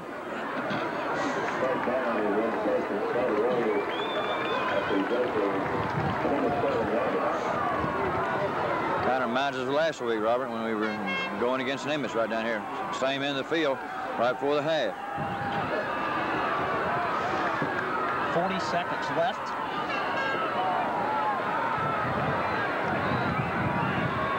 Roger. Tripped up by 64, Craig Bunton. Who else? 27 seconds. Coach Fulkerson tells his guys to call a timeout. I think Bunton could play with one leg. That's right. That's the one play the Warriors didn't want to happen, for the passes to be thrown for a big loss.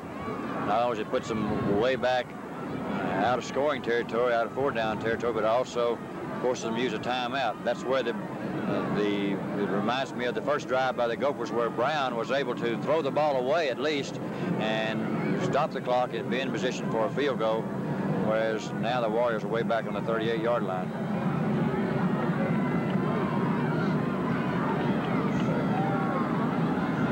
Warriors must get to the 17 for a first, but to them, more important, they need to score. They may try this reverse pass now. I see they got Marcus in there. Let's see if they do. No, he's a His freshman counterparts defeated Grand Prairie. Tips, goes in motion. Backwards pass to Marcus. Not much out of that one. Marcus to the 34. 17 seconds, 16 seconds. And a timeout, South.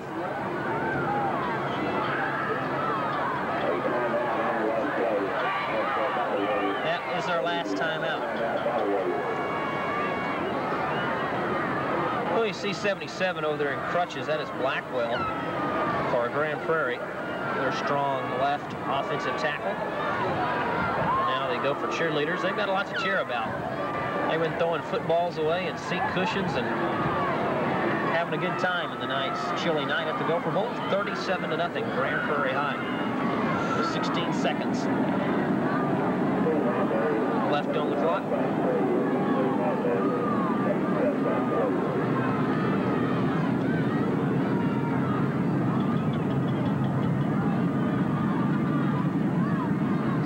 Seconds left. The Gophers more than likely will be in the prevent defense.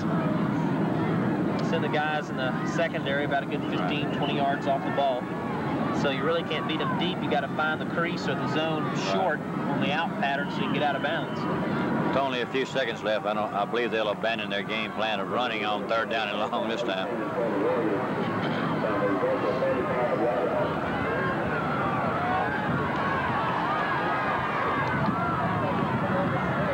Break out of the tight end. Wrong again. Roger with 30. Gets hit very hard at the 27. That will be the last play of the first half. 3 seconds, 2, 1. That's it. So the first half is over. The score, the Gophers 37, the Warriors nothing. Stick around for the Gopher and Warrior band after this. Hi there, I'm Jim Bob Farley. And I am still, yes sir, I am fat. Reminding you about our new program coming Sunday on Storer Cable Channel 10, the Shoestring Cable Magazine. It's all about the topsy-turvy world, upside-down world of cable television. And our slogan is, the longer you watch, the more confused you get. Are you confused yet? See us on Channel 10, coming soon.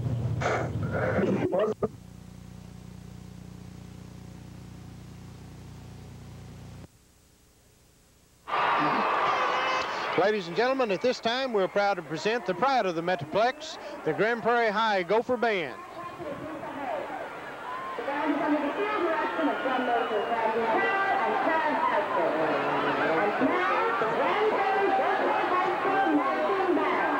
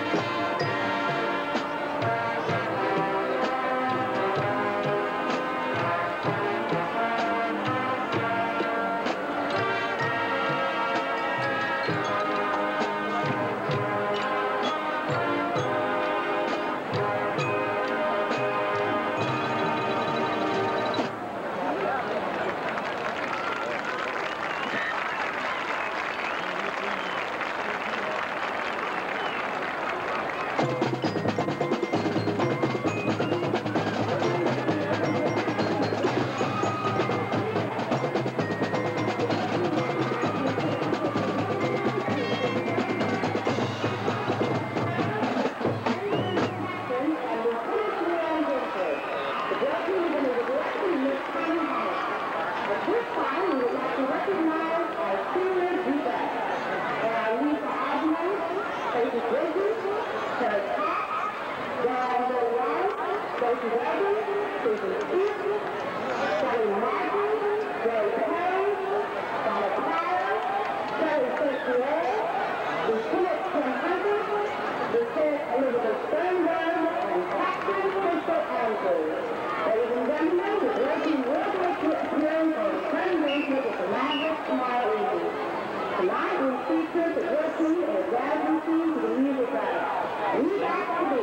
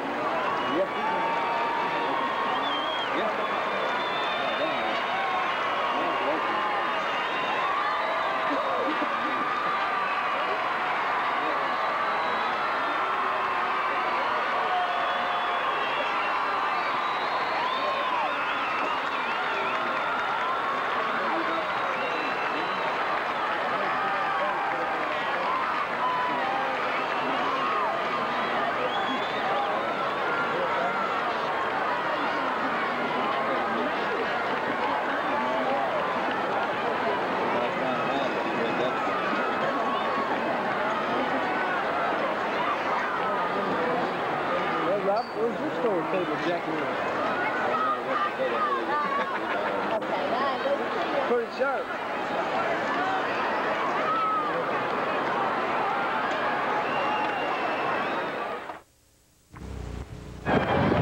It's halftime. The Grand Prairie Gophers are defeating the South Grand Prairie Warriors right now 37-0.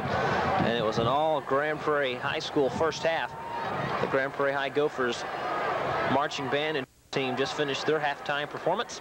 And now it's time for the South Grand Prairie Warrior Band.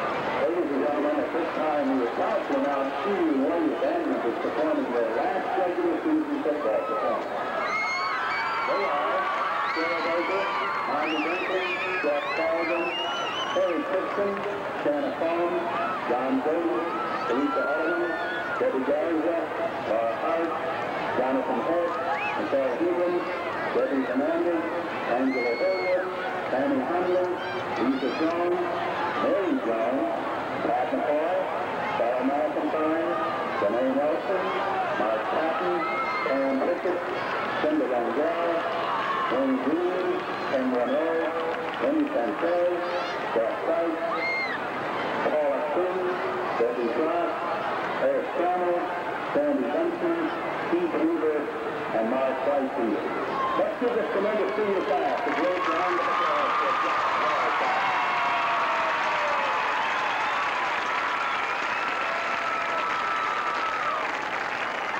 And now, the pride of Mexico, the Warrior Marching Band presents the Potter and Field in D minor featuring our second section color card.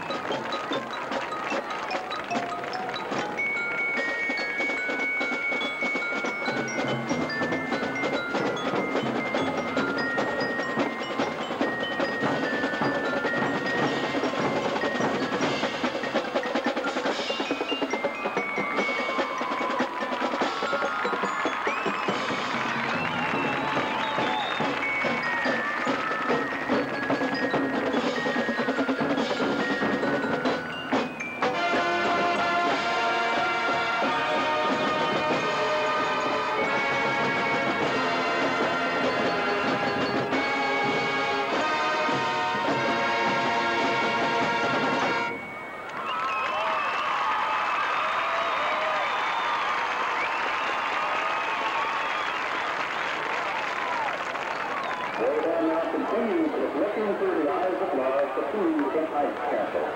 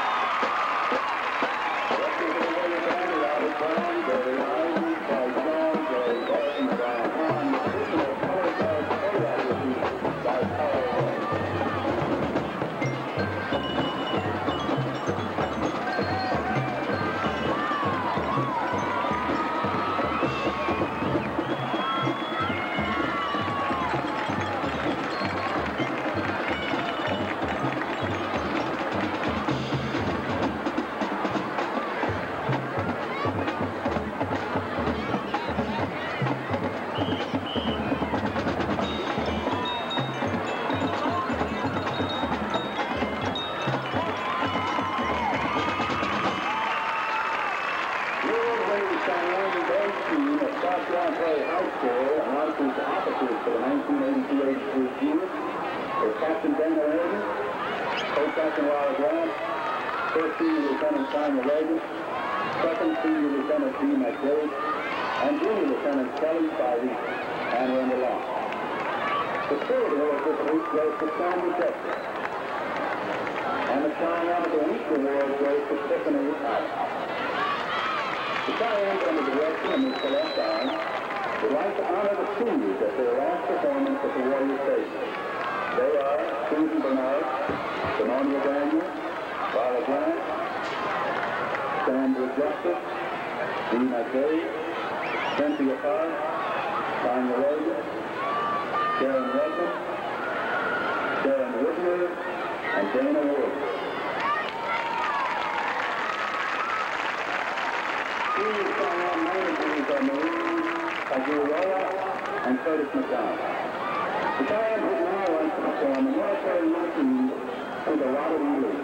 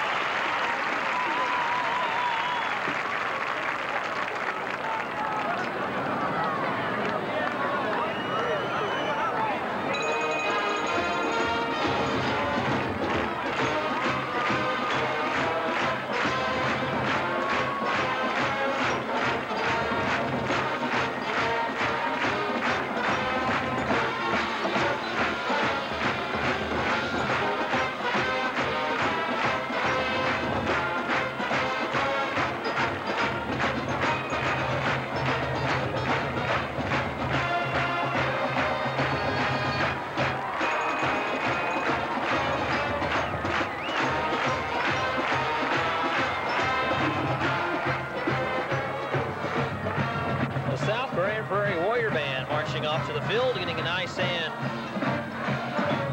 from the fans on both sides of the Gopher Bowl. Grand Prairie will probably kick off here in the second half since they won the toss. The South Grand Prairie Warriors are making their way down the tunnel. Fine performance by both high schools tonight on Channel 10. Some of them will be their last performance, and the way the scoreboard looks right now, it will be the Warrior Band's last performance with a 37-0 score. The Warriors are the first team out onto the field. They're about ready to come down the tunnel. You'd like to see a closer ball game from a fan standpoint because you'd like to see them stay the remaining of the game, guys. And Our one chance to be on TV, we might as well look into the camera over there and discuss, first of all, for the Gophers, you know, you've got a 37-0 lead, Dennis. You can just tell those guys to keep playing good football like you're capable of doing and don't do anything stupid and try not to get hurt, and you'll be in pretty good shape. That's right. The Gophers have come out, they've stuck with their game plan, and they've done a tremendous job. They've been able to execute the ball well. But what really was the clincher toward the end of the first half was the two big plays, the block punt, Randy Robinson running it in, then Dixon taking the ball and running it in, the two easy plays, as you might say, the big plays. And I think that was what really got the momentum going for the Gophers during the first half. Coach E, ever in your coaching career, did you have to talk to a bunch of guys that were losing 37-0 at the half? And if you did, what do you tell them? I was just thinking I'd rather be trying to tell them what the Gophers are saying in their dressing room.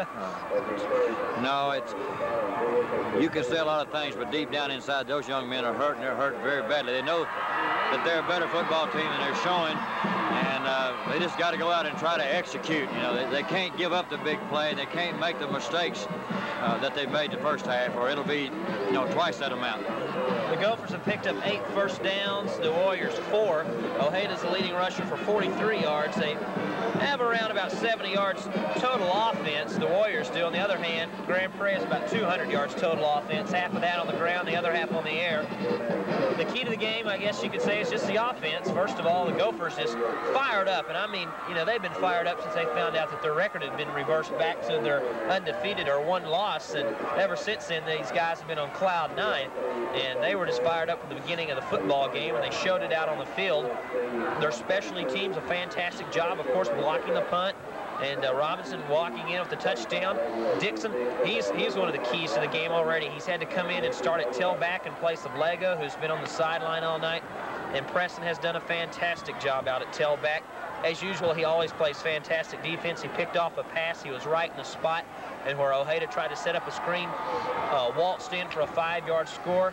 And it's just been that type of night, and before it's over, you don't know. The Gophers might get a safety if things have been going this way. Right now, it's 37-0. The Warriors have a tough road ahead, and it'll be tough. Sure will. It's remarkable that they've done all this offensively, they being the Gophers, without that great offensive threat of Rusty Lego. He's been the main threat in their offense, and they've done it without him. Oh, and that's even more remarkable. Will Maddox and number 87, Frank Messamore, are coming off the sidelines in crutches for Grand Prairie. It'll be a big blow in their playoff game. The score holds like it is. The kick by Marion. Holmes, that is 4. Holmes veers outside. 30, 25, 30. Keep moving. 40. Gets a good block. He may go. No penalty flags. And the Warriors open up the second half with a touchdown. Well, it might not be over yet.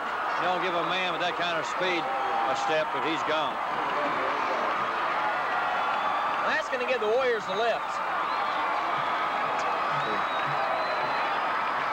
That's the one thing I know was said in the Gopher dressing room at the halftime. Now, we can't let down. We got a big lead, and if you don't concentrate and do your job, you're not only going to get injured, but you're going to give up a big play, and that's exactly what happened then. And the Warriors will go for 2.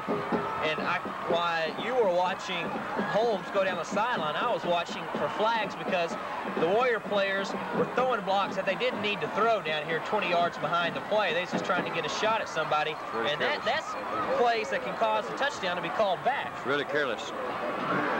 Okay, Warriors will go for 2. Ojeda rolls right, pumps, has the 2 points. Well, let's see what that does to the Warrior defense when they come out into the field. It's now 37-8.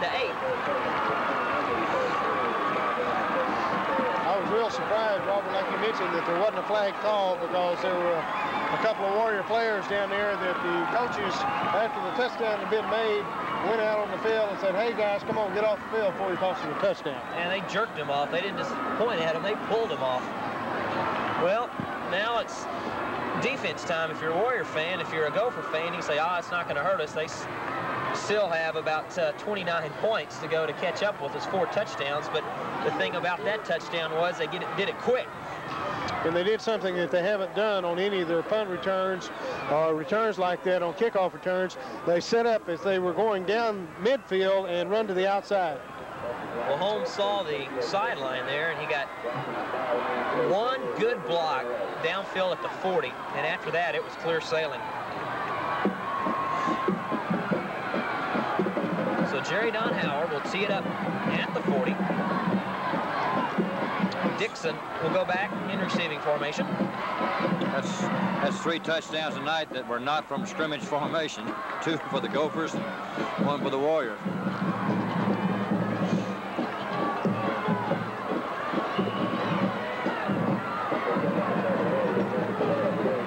Howard will line him up. And the kick, a high, short one. McKinney over at his 10. McKinney hopped around and goes backwards at the 23, and the Warriors a little fired up down there. It's number 3, Dwayne Davis, that made that hard tackle. And a Gopher offense will come out under the direction and leadership of Marion Big Man Brown. Dixon, Bush, they're in the backfield. Maybe a rude awakening, a touchdown. Sometimes that shocks you back into reality. Let's see how they move the ball. Sometimes that'll have an adverse effect. Gophers come out, they got a comfortable lead, and it might bring them back to reality. Dixon, he almost broke that one, gets to the 30. 7 yards. Dixon's doing fine on those quick hitters.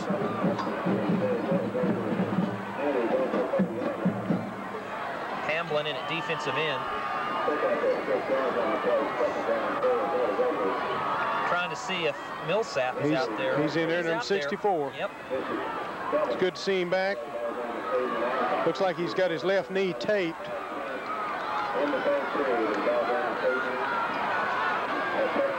Back to Dixon. L.D. Bell defeating Trinity 13-0.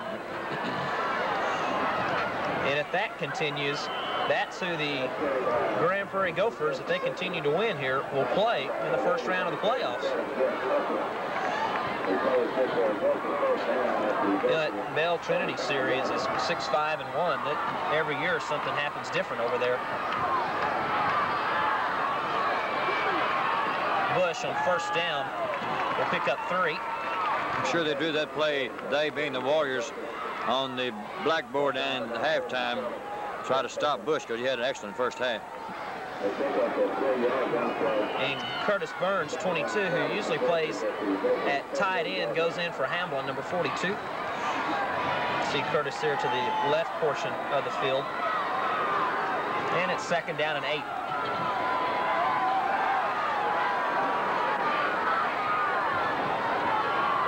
Long count by Marion. Counter.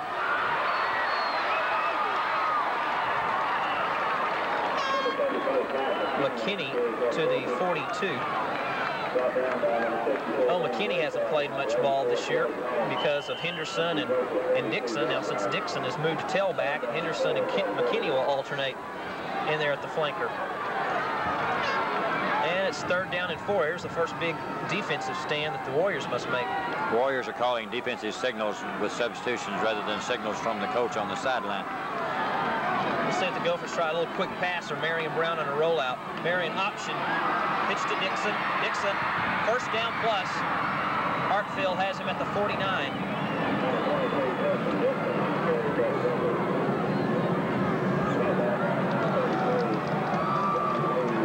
I've got to say that it looks like Big Man Brown is having one of his exceptional nights now because he's executing each one of these plays well in making the play go, because a lot of times on a play like that, he'll want to keep the ball and try to run himself, but he's giving his whole team an effort to do their thing tonight, and that's what it takes, is a team effort on all of the players' part. Dixon for 4. Well, Goff and Marion Brown beginning to tangle up a little bit after each play. This is where tempers can start to flare. True. Brown's been perfect tonight in everything he's done. Passing, field generalship, running with the football, just excellent. So goes Brown, so goes the Gophers. It's true. 8:40 left in the 3rd period. Boy, give the Gopher offense the football, they'll chop away at the clock.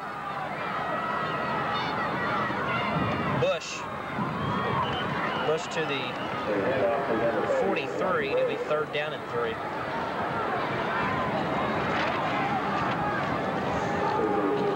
Well, the Warriors started off this second half with a kickoff return by Greg Holmes.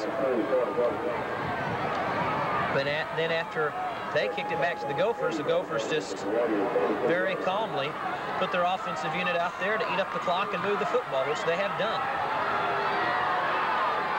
Marion almost fumbles the snap, runs the option. Millsaps, pitch, fumbled in the hands of Holshoe. He drops it. Warriors still can't get it.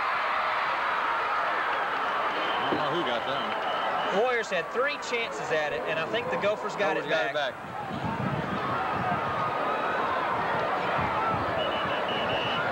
You know, if Holshoe would have caught that in the air, he could have took off down the sideline, but we got a flag way back at the 35.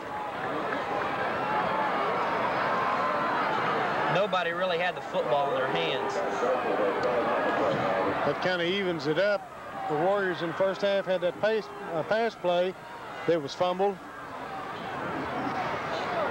Waiting for the penalty. It's more than likely going to be against Grand Prairie because they're going to move the ball back, I believe. Let's wait and see. Now they're saying 4th down. Well, you can't pick it up in high school football and run with it on defense unless you catch it in the air. And so many times, the kids for any team will try to pick the ball up and run with it, and you can't. You just need to fall on it. Watching too much TV. We had 2 personal fouls called. Not cable, of course. That's right. And the Gophers will punt for the first time tonight. Let's see who they put in there. It's usually Lego. I don't believe they'll use that young man at all tonight. He can just set this one out. It's going to be Go Lightly. Chuck who plays a little baseball. Nice snap. Kicks it off to the right and shanks it. Yep. So the Warriors get it really where they should have got the fumble. Just about right.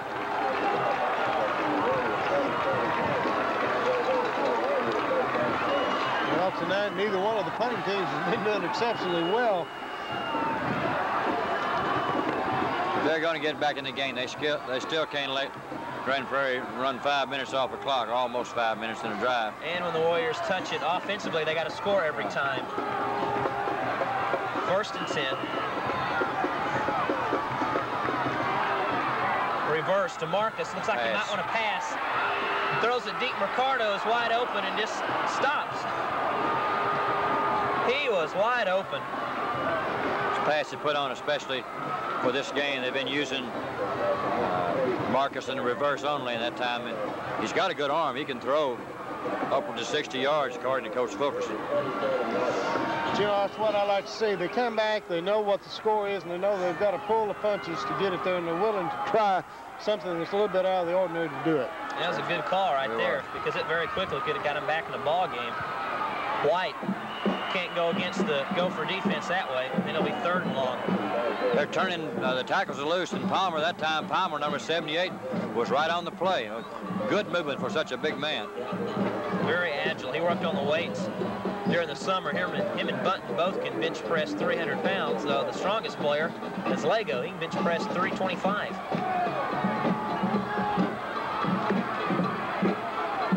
3rd down and 9. Felts right over Speaks, the center. Ojeda trying to hit tips off his fingertips, and it'll be 4th down and 9. Button, number 64, Randy Felts, both the left side of the Gopher defense, putting pressure on Roger all night. Boy, they're the key to this defense. Put pressure on the quarterback, and he can't do a thing. Now the Gophers get the ball back again.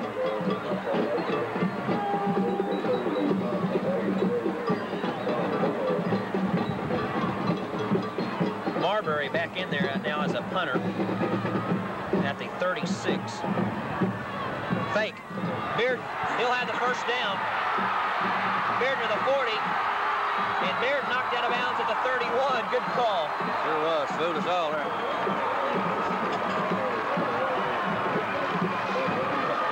You're right, Dennis. They're bringing out all the stops. That's right. That's my theory is that in a ball game, when you're losing, you haven't got a thing to lose to pull out all the stops. That's right.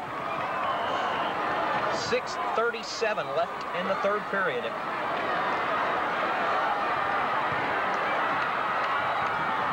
Tips with a stiff arm, tips to the 22.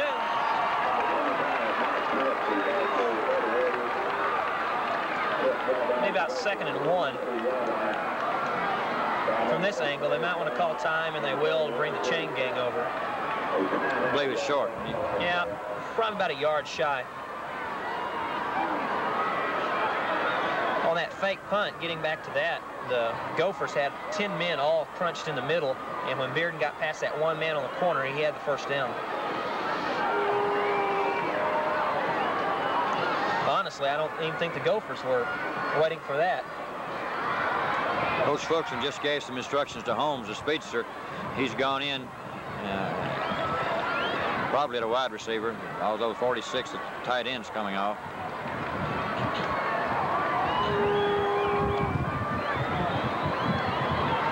It's a good down to throw on right now. 2nd and short. You know, really on a fake play like that, the Warriors know better than what their punting game has been this half. They didn't have to stand to lose as much because they were going to pick up as much yardage as what they had punted the first half. That's true. 2nd and 1.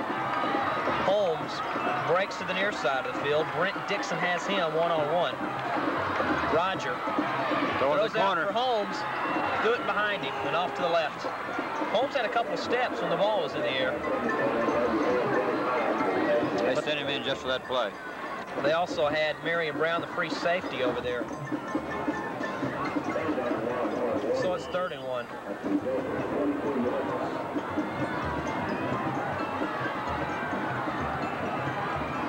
Ojeda will keep the 10, keeps the legs driving, gets down to the 7. Great effort there. It reminds me of that touchdown run he made against Nimitz last Friday in the 4th quarter. That option now starting to work, or at least Ojeda's getting opportunity to run.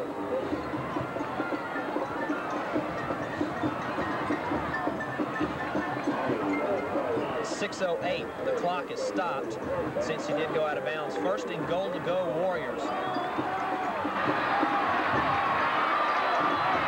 Roger back the other way, stops, and will be stopped. Had a blitz that time. The strong safety, Preston Dixon, came shooting across the gap along with Bunton, the defensive end, and 75. It's been that left side, Bunton and Phelps all night, 75-64. That's your strong side of your defensive line all the way, always, because most teams tend to run to their own right. It's hard to go against Bunton. Dixon's everywhere. 2nd and goal. Ball now moved back to the 11. Motion, Marquardt. Warriors run the other direction. Marcus keeps the legs driving. We'll get back to the 8, and it'll be 3rd and goal. Ewing made that play. Didn't fool the linebacker. The motion was away to the other side to try to pull the free safety away, and then he came back to the weak side, but he stayed at home. Ewing did. Greg will go back out there. Number 84, Ricardo will come out. Might see him try to throw to Greg again. 3rd and goal. The ball now at the 9. Holmes to the left, just out of your screen. Alley-oop, Holmes, incomplete. Again, Roger just put too much on it. And again, he was there, he was there just for a second. It's one of those timing passes. He was in a short flanker set, then you knew he was going to have some kind of out pattern. If he'd been going to the inside, he'd have been split all the way wide. And his speed got him a step on the Gopher, but it's overthrowing. So it's 4th and goal. They've got to go for it. It's on the 8. Ojeda rolls right, throws in the flats. White to the 4, and he'll be stopped short of the goal line. And the Gopher defense does its job.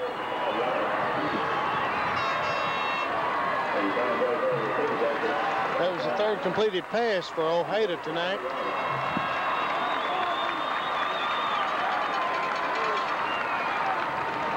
So South threatens, but nothing more. That's like, coach, when you're behind by 8 runs in baseball and you have bases loaded with no outs and you come out with no runs.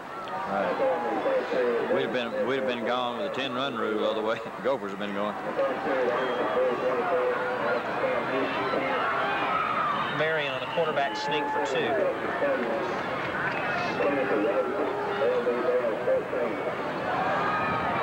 Bell still leading Trinity, this time 14-8. Gophers will probably play caution offense, by which I mean they probably won't try to do nothing fancy, though I have seen Marion drop back and throw that little quick 2-yard and out pass.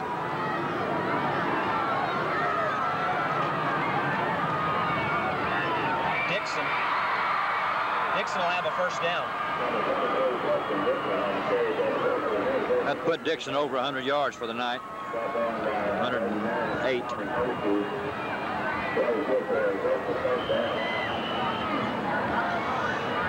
Well, I think the Gophers do what they did on that first set of downs and just try to keep the ball on the ground and use the clock to their advantage.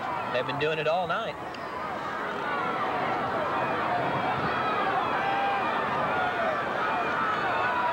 Bush off the left for 2. Wayne hit by Hamblin over there, catching him from the weak side, and John Lee 33. Second down and 8.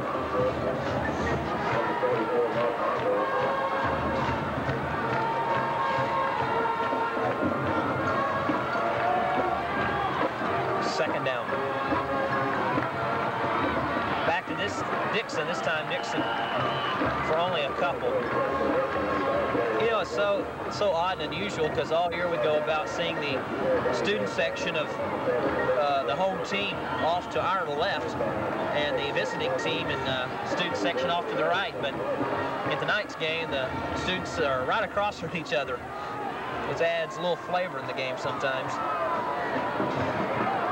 Third down and 7.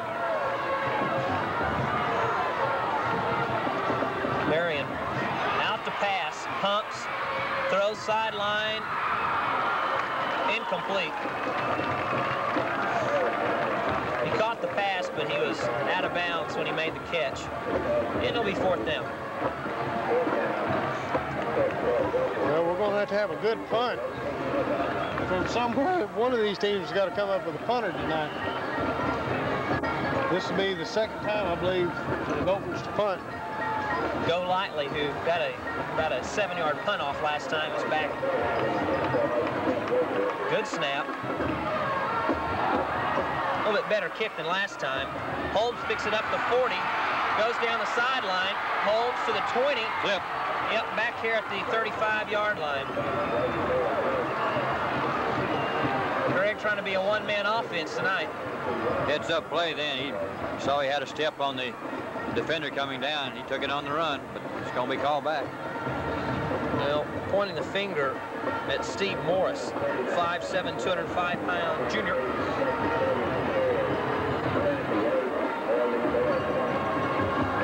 Now the score over at Texas Stadium, now 20-8, LD Bell. The winner of that ball game will play the winner of this ball game in the first round of the playoffs. The clip moves the Warrior offense to the 49. The second half, more or less what we expected the ball game really to be as a whole, though I think the 37-8 lead, the Gopher offense can just play a little Marcus in the slot. Usual. Marcus rolling right, wants to throw, almost intercepted. Had 2 Gophers going for that one, Brent Dixon and Ewing. Dangerous. Marcus didn't have time to throw, and he forced it. Tips was streaking for the goal line, didn't even see it.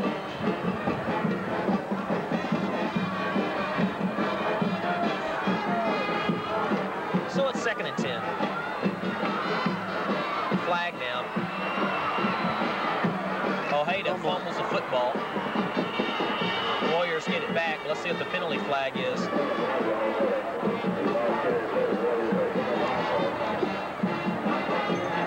Got 2 of them down there.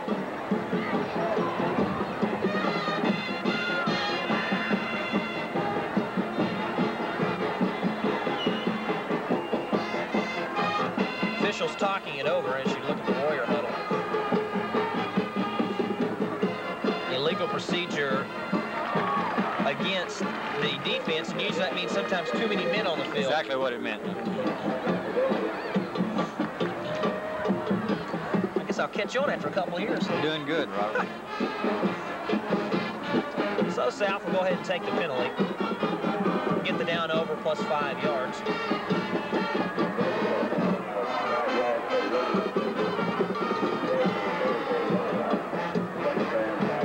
Well, both officials caught it on either side, so no question involved. Marquardt goes in motion. Ojeda, the tips with a stiff arm. Does not get out of Ewing's grasp, and he loses 2. It'll be 3rd down and 7.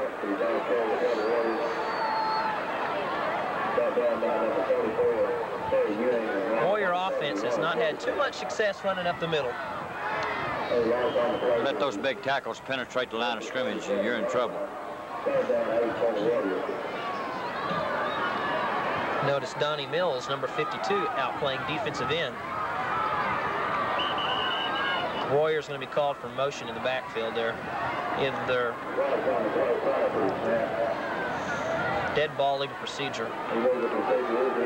Right side or somebody moved. Well, instead of having a 2nd and 5, they now have a 3rd down and 12.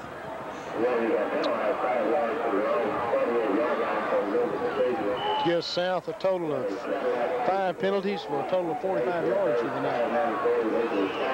Dennis, you never had these Warrior Gopher games, so you went to school. Who was your big rivalry, Arlington? Arlington and Wichita Falls. Always had a long ways to travel in those days, didn't you? Ojeda straight back. There's Palmer. Ojeda gets him out of him, but the pursuit catches up. And had a screen set up over there, and both Bunton and number 75, Phelps, were right in the middle of it. So Roger wisely kept the ball. No, the teams that were rivalries for the Gophers when I was there were Irving Tigers, Arlington Colts, and Wichita Falls. Those were the 3. That's right. I was around then. You probably remember Chris Bang Bang Sherang from the Irving Tigers a few years ago. Marbury. Now there's a Marbury punt. Bush has it at his 25. I don't know if you can call that a fair catch or not, because it looked like he hesitated when he made the fair catch. Now, sometimes they call it against the guy who caught it when he runs off with it like that. That's what they called it on.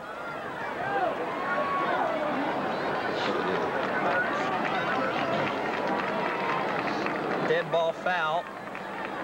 Delay of game, that's the call. When the gentleman signals for the fair catch and takes off with it, it's more or less indecision on Bush's part. Sure got a bunch of versatile people on that Grand Prairie team. Offense, defense, kick returns, same people. Coach Murray said at the beginning of the season he did not have a lot of depth, so he had to rely on those versatility of the players. You know, last time we saw a Grand Prairie coach, it was Seymour back there. Right, Seymour did the job. 1st and 15. Dixon, same play to the right. Bounces off a Holmes tackle and is forced out of bounds at the 33. It's just unbelievable the amount of speed that guy has got. Quick feet. He's bionic. Plays defense well, offense. 3 or 4 positions offensively. 10 seconds left in the 3rd period.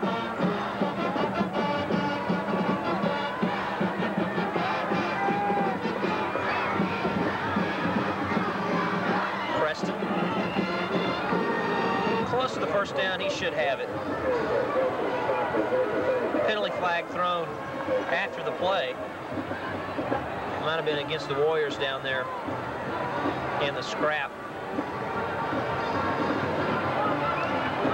they can't afford to do. Personal foul. That was tack on 15.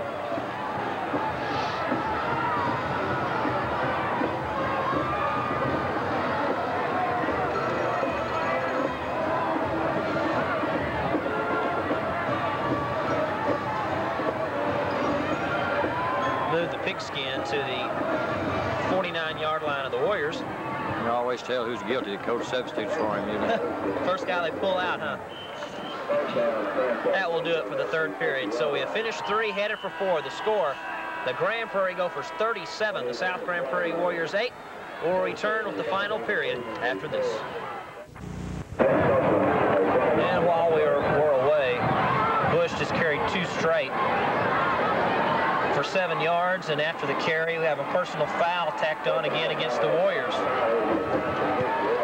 Look at disgust right there on number 23, Kevin Young.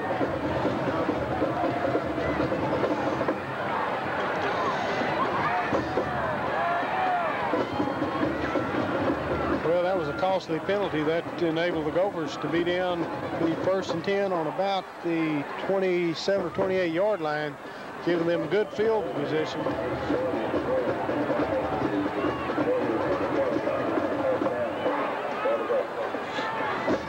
Official said somebody threw a forearm in there after the play.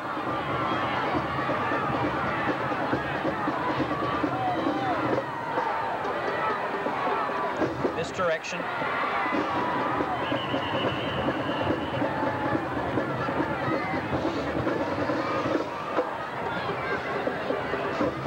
Second down, about 7. Well, check the community bulletin board this week after Monday to see who and where the winner of this ball game will play next week. Hopefully we'll get a chance to tape the first round of the playoffs. Henderson goes in one direction. Give to Dixon, and Preston will get close to the first down. Well, if it's going to be at Texas Stadium, we'll have to see what time it will be at, because if it will be, it'll be a doubleheader. And that'll have to be worked out by the school districts. Already talked to the Hearst Euless Bedford area, and they have preliminarily given us the okay to do the ball game, so we'll just have to wait to see if our end of town agrees to likewise. 3rd and 3.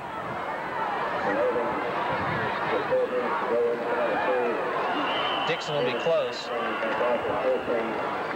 On the note of taping the playoffs, I believe that was one of the questions last year that I was asked the most, was why we did not tape any of the playoff games last year, why we just had highlights. Well, supposedly both teams have to agree on it, and the other teams didn't. So as it stands now, we got the okay from one side, so if our side will agree and the site location will agree, we can do it.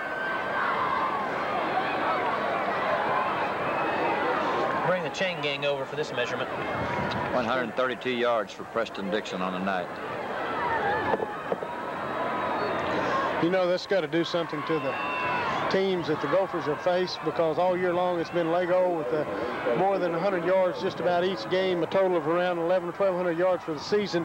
And then for him to come in the game and sit out, and Dixon to come in and pick up 132 yards, and we still got 9 minutes and 42 seconds left in the game.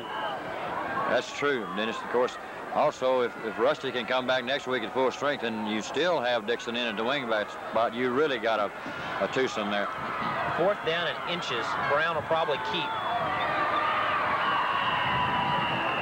Looking over the far sideline, if we can get a shot of it, there's a couple of Gophers standing at about their own 40 over on the far sideline. One of those is Messamore, the other is Robert Maddox, 87 and 89 respectively.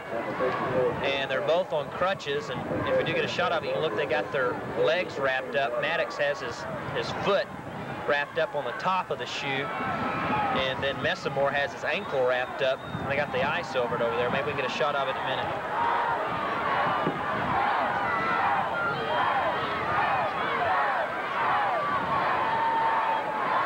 Reverse. Freddie with good speed cuts outside. 3 Warriors knock themselves over, and Henderson gets to the 16-yard line. A little hesitation step on his part, and had the Warriors grabbing air. He got back to the line of scrimmage, what could have been a costly loss for them. Very good moves. Looked like, you know, there that he had it, and then come back and was able to make that little move and get back to just about the line of scrimmage, a little past it. Look at one of our cameramen up there on the deck there, all wrapped up. Nice, cool, breezy night. Second down and 11. New quarterback in there, Kurt Havens. Now the quarterback, Kurt, right up the middle, Bush, touchdown.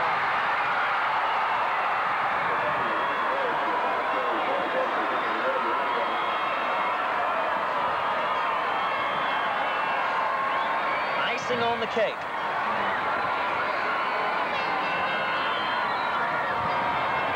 And that will send the Warriors to the exits. They try the muddle huddle, it doesn't work.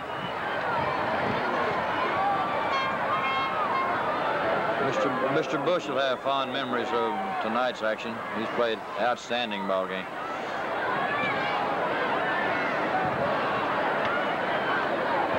Well, let's see what the penalty flag is. Now the Gophers are responding to legal procedure against South.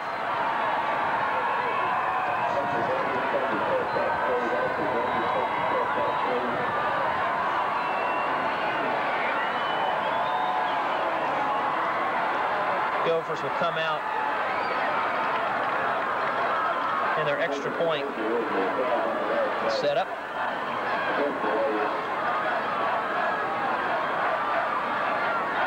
High snap, Havens will keep it. Havens to the 10, throws, knocked down.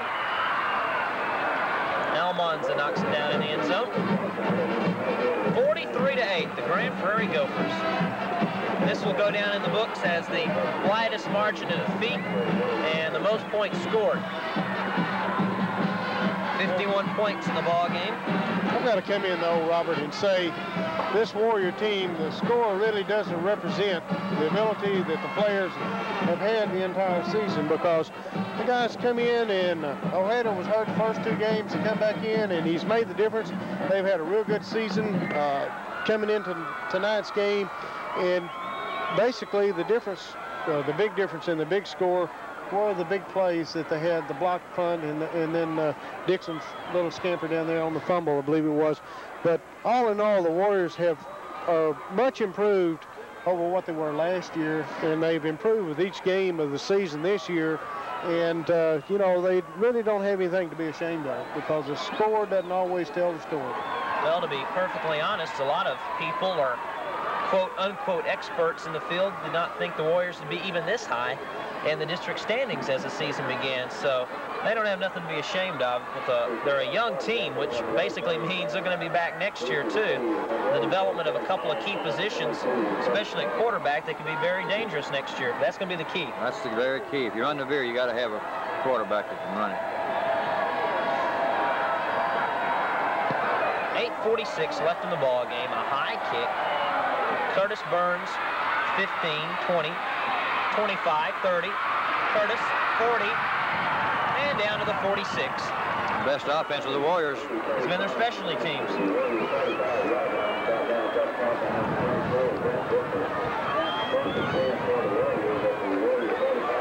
First down and 10. Well, most of the Gopher fans have stayed around, but now the gold and red cladded Warrior fans are beginning to make their way home and get to their car before the crowd lets out. The car may already be home where they parked it.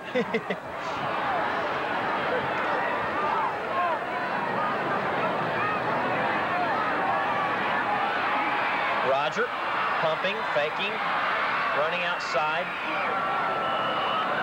Runs about 20 yards north and south and picks up 3 yards east and west. We want to run the clock that much.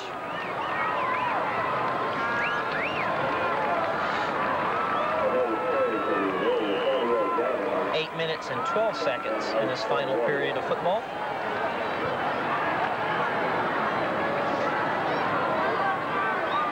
Mark Tips and Mark White flank behind Roger. Roger on an option, fakes a pitch. Roger dives to the 41, holding that football out like a loaf of bread, still hangs on to it. and gets a Warrior first down.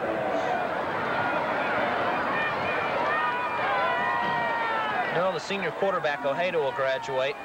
Just looking at some of the players, and Tips will graduate to senior, but they'll have White back. They'll have Marquardt returning. Marcus, of course, will be back another 3 years. Ricardo returns. Bootleg. Receiver falls down, so Roger has to run with it, and very wisely gets out of bounds. That was a busted play. Tips looked back for the ball. He thought it was on the ground. And Roger just kept it.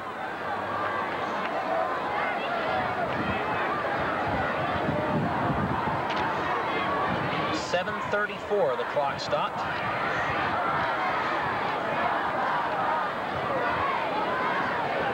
So the Gophers will have bragging rights for a while. 365 days. Until their very next game. I think the key to the whole situation tonight was my hat. A good luck hat. A good luck hat. I started to throw it off before the game started. Coach Murray might want to buy that from you. Castillo picks off a Ojeda pass. Castillo to 30. Marcus, showing his excellent range and speed, just caught him from nowhere. Gopher fans want a face mask. Well, from where they're sitting on that side of the field, I don't think he intentionally grabbed the helmet. It looked like he was going for the shoulder pad, and his hand came up and caught, and it never touched the face mask. It got near the side of the helmet, but it did not go to the face mask. Perfect legal play. You know. People have to watch our replay, won't they? Yep. That's right. That's one of the few times we were sitting where we could see it. Yeah. Gophers call a timeout. They had a mix-up offensively. Coach Murray wants to come out over there on the far sideline to the left of your TV to ask. He's not asking, he's telling. Yeah. Well, he had the same position that the fans had.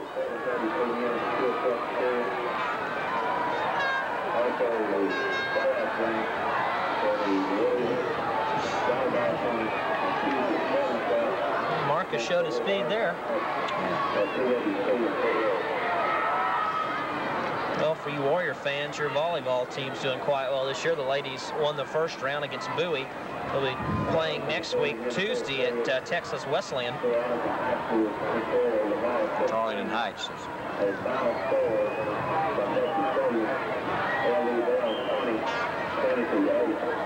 So LD Bell defeats Trinity, which means that the Gophers, if they go ahead and win this one, will take on LD Bell. And Nimitz will take on Trinity. That'll be a couple of good fine ball games over there.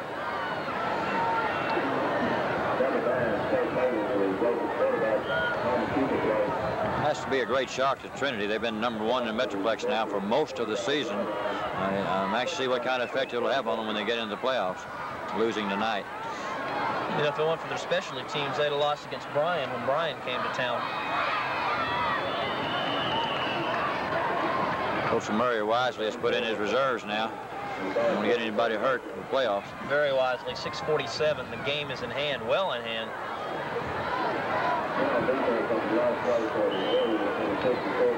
Well, the next time the Gophers and Warriors will play each other or see each other again will be on the hard court when basketball season cranks out. Thump, thump. And Channel 10 will be there for all the home games as usual. Got a fumble on that play. Golf says they the lost the Warriors have ball. it. If they lose, that's the first turnover the Gophers had. Of course, that has to, and with reserves, you expect that to happen sometimes, and that's exactly what the situation was. Their starting unit did not turn the ball over at all. Fumbled a couple times, but they didn't lose it. Bill Millsap going over to the sideline with a well-deserved rest. That young man last season, this season, has been one of the outstanding players for the Warriors. He's always been in the right place at the right time. Seems like he, I know his mom and have met him a couple times. Seems like he's got a real good attitude and looks like to be the type of player you really enjoy coaching. Very coachable. Hard hitter, hardest hitter we've got. 1st and 10. Roger on a bootleg. Pumps, goes left. Gets down to the 20. Dexter Harvey, the defensive end, you can tell how deep the Gophers are playing. He made the tackle. 2nd down and 1. You know, that picked up almost enough for a 1st down, but whenever Ojeda drops back like that, it sure does use a lot of time off the clock. Well, right now, South is trying to make it respectable. Goes Roger, 15. I think one good comment here about the Gophers. They are very good open field tacklers. Got quickness. You got quickness, you can always break down and react to the movement of the back. Galber, 35, just made that tackle. Roger usually, when he goes out there to play football, can always, you know, outmaneuver a couple of players, but he's not had that success tonight. Tips down to the 8.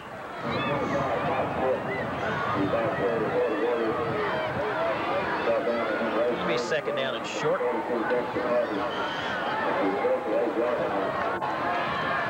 Well, the Grand Prairie Football Association, B team and A teams, have their playoffs tomorrow to determine who will go into city championships the next Saturday. And Store Cable will be there taping that game. We encourage folks to come out. They'll be at Lee Field tomorrow. They have about 4 games on the Saturday. Watch the Little Tights play. Lancaster are the Tigers in Lancaster, and they call their little pee-wee game Little Tiger football. 3rd down and 4. Roger runs a freeze, nobody moves, so he has to audible. Quick count. Ojeda stopped way shy of that 1st down. Be 4th down and 4. 4 minutes, 20 seconds. Ball game almost over.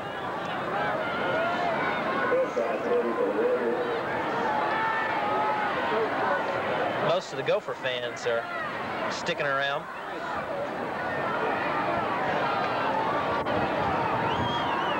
Minutes left in the ball game. 4th down. Bunton. Pass, Tips. I believe has it at the 1. Be 1st and goal. Roger just threw that one up for grabs, and Tips ran under it. There's a lot of concentration on Tips' part to keep his feet inside the boundary line before the momentum carried him out. So it's 1st and goal. That'll stop the clock with 3:46. The game that started out all Grand Prairie High.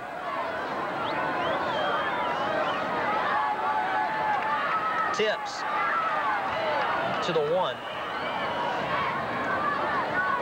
I'm sure Mark would really like to score here to finish his career at South with a touchdown. The young man who missed the majority of this season with a broken ankle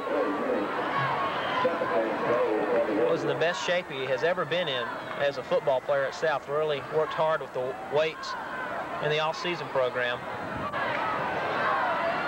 Ojeda calls his number, and South scores 3:19 to go.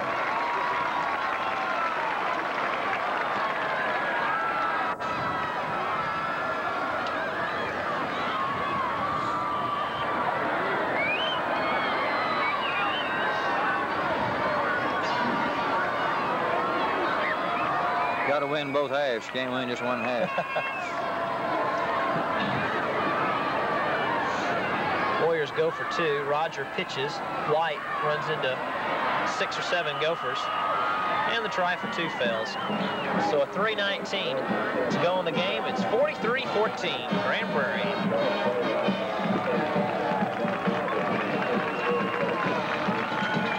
Look for an onside kick. I'm sure the Gophers are expecting it also. And both bands striking up. Battle of the bands.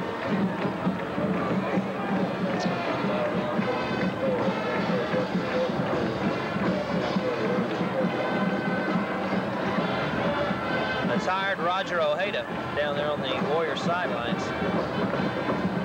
I'd like to wish the best for Grand Prairie High in their attempt to tackle the state playoff crown.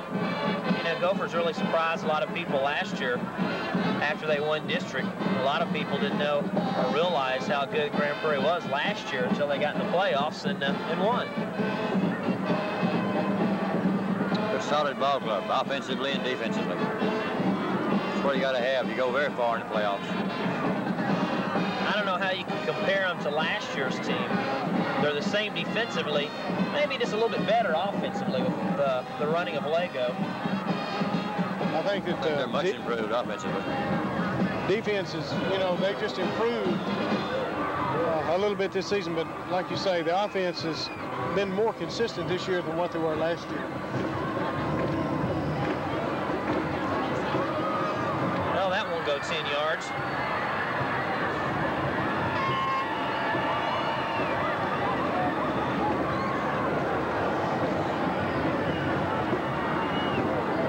Coach Murray has always been a defensive-oriented coach anyway. He likes the defense. It's a good one, too. Well, he's in with some great coaches, Tom Landry. And a lot of the pro coaches feel that defense, you know, wins the game. The offense puts a score on there, but the defense is what wins. Unless you're San Diego. Right.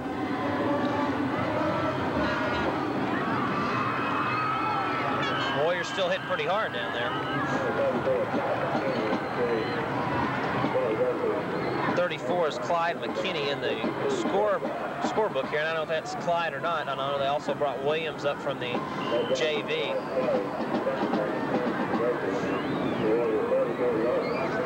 Second down, 10.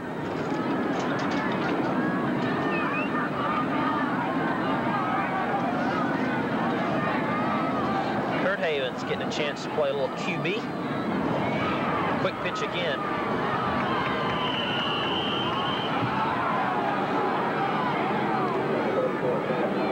Warriors still haven't lost their intensity.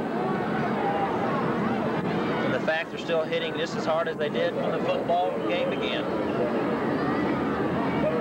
Don't want to get a yellow flag, though. Yeah, this is where the game can get out of hand, or a lot of tempers can flare up right here, right when the game's about over.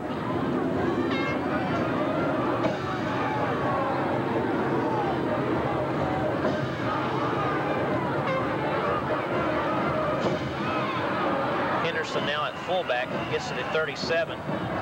I told the story this week on Sports Talk when last week North Garland played North Mesquite, and North Garland played them close until the fourth quarter when they gave up an interception at the 1, and North Mesquite scored, and they gave up another interception inside the 20. North Mesquite scored real quick, and when North Mesquite scored for the second time, it was like 34-14. They tried an onside kick and got it. And after they got the onside kick, it didn't settle too good with the nose guard for North Garland. So on the first play, before they even snapped the ball, he raised his forearm up in the center's helmet and got kicked out of the game. But talking to the guy who did the game, he said you could kind of see a crooked grin come from the coach's face, even though he did get kicked out of the game. You know, coaches remember that sometimes. They do. I'm sure that the Gophers were watching for the towel when they played Nimitz this year.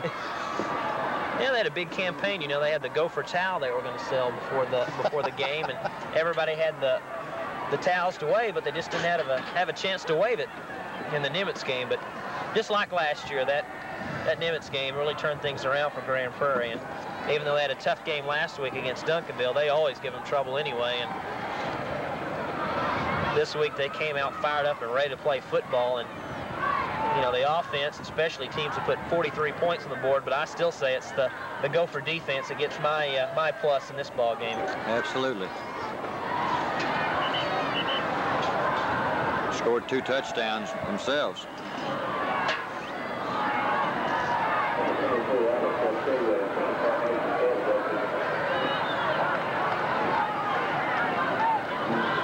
Have Castillo back there as a punter now. Castillo gets a little bit better kickoff. How about an excellent kick down at the 1? Wow. When you're hot, you're hot. That's right. Castillo looked over at the bench at the coaches and said, hey, you should have put me in earlier. Castillo is a very good athlete. I was fortunate enough to have him on one of my Pee Wee baseball teams a few years ago, and he's an all-around athlete.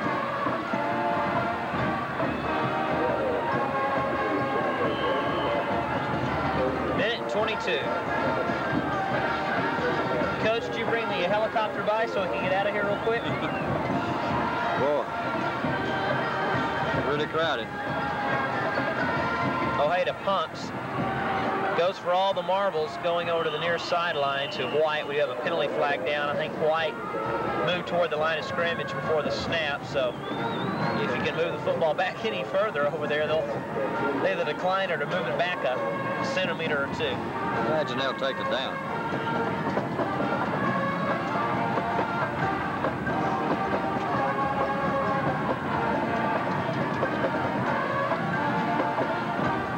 Take this time to wish the Gophers a lot of luck. I hope they go far in the playoffs. As we said before, they are very well balanced. And Dennis, you just take them on in, son.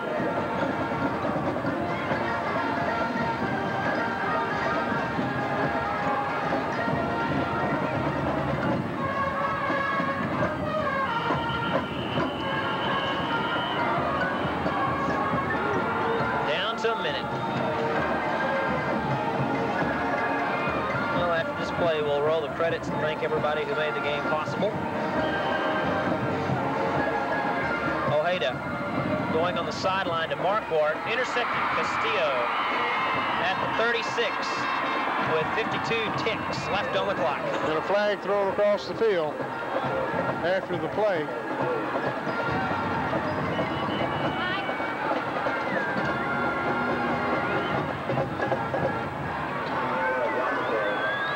For the official. I'd like to take this opportunity to thank you, Historic Cable, for letting me come back again this year and view the games from the press box. Might be the coldest spot tonight. Personal foul against South.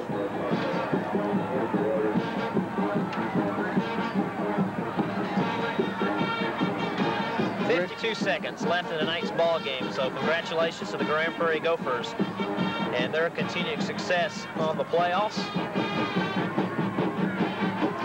The Grand Prairie drill team doing I don't know whether it's the same name, but back when I was in school, there was a dance called the monkey. Something similar to it, isn't it?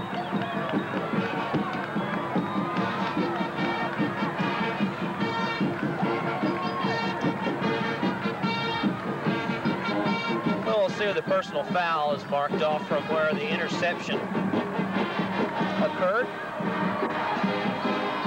So 52 seconds left, 1st and 10, Grand Prairie at the 13-yard line of the Warriors.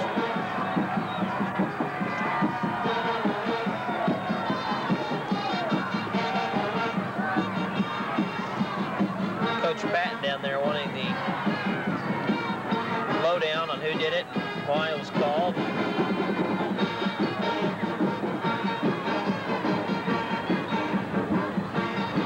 Coach Murray very wisely has put in the second string out there and have kept them out there throughout most of the 4th quarter. Kurt Havens, number 9, he will be up there for the starting role next year at quarterback.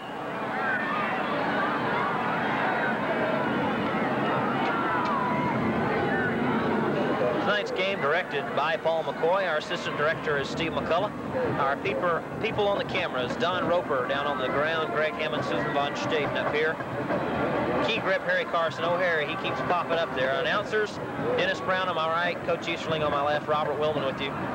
Reminding you, this has been a Store Cable Communications presentation. 19 seconds left in the game. Kurt Havens wrestled down at the 11, maybe the 9. And the Gophers can count it down.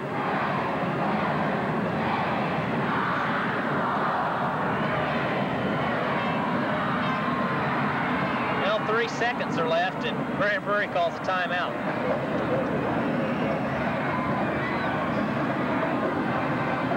Seconds remaining.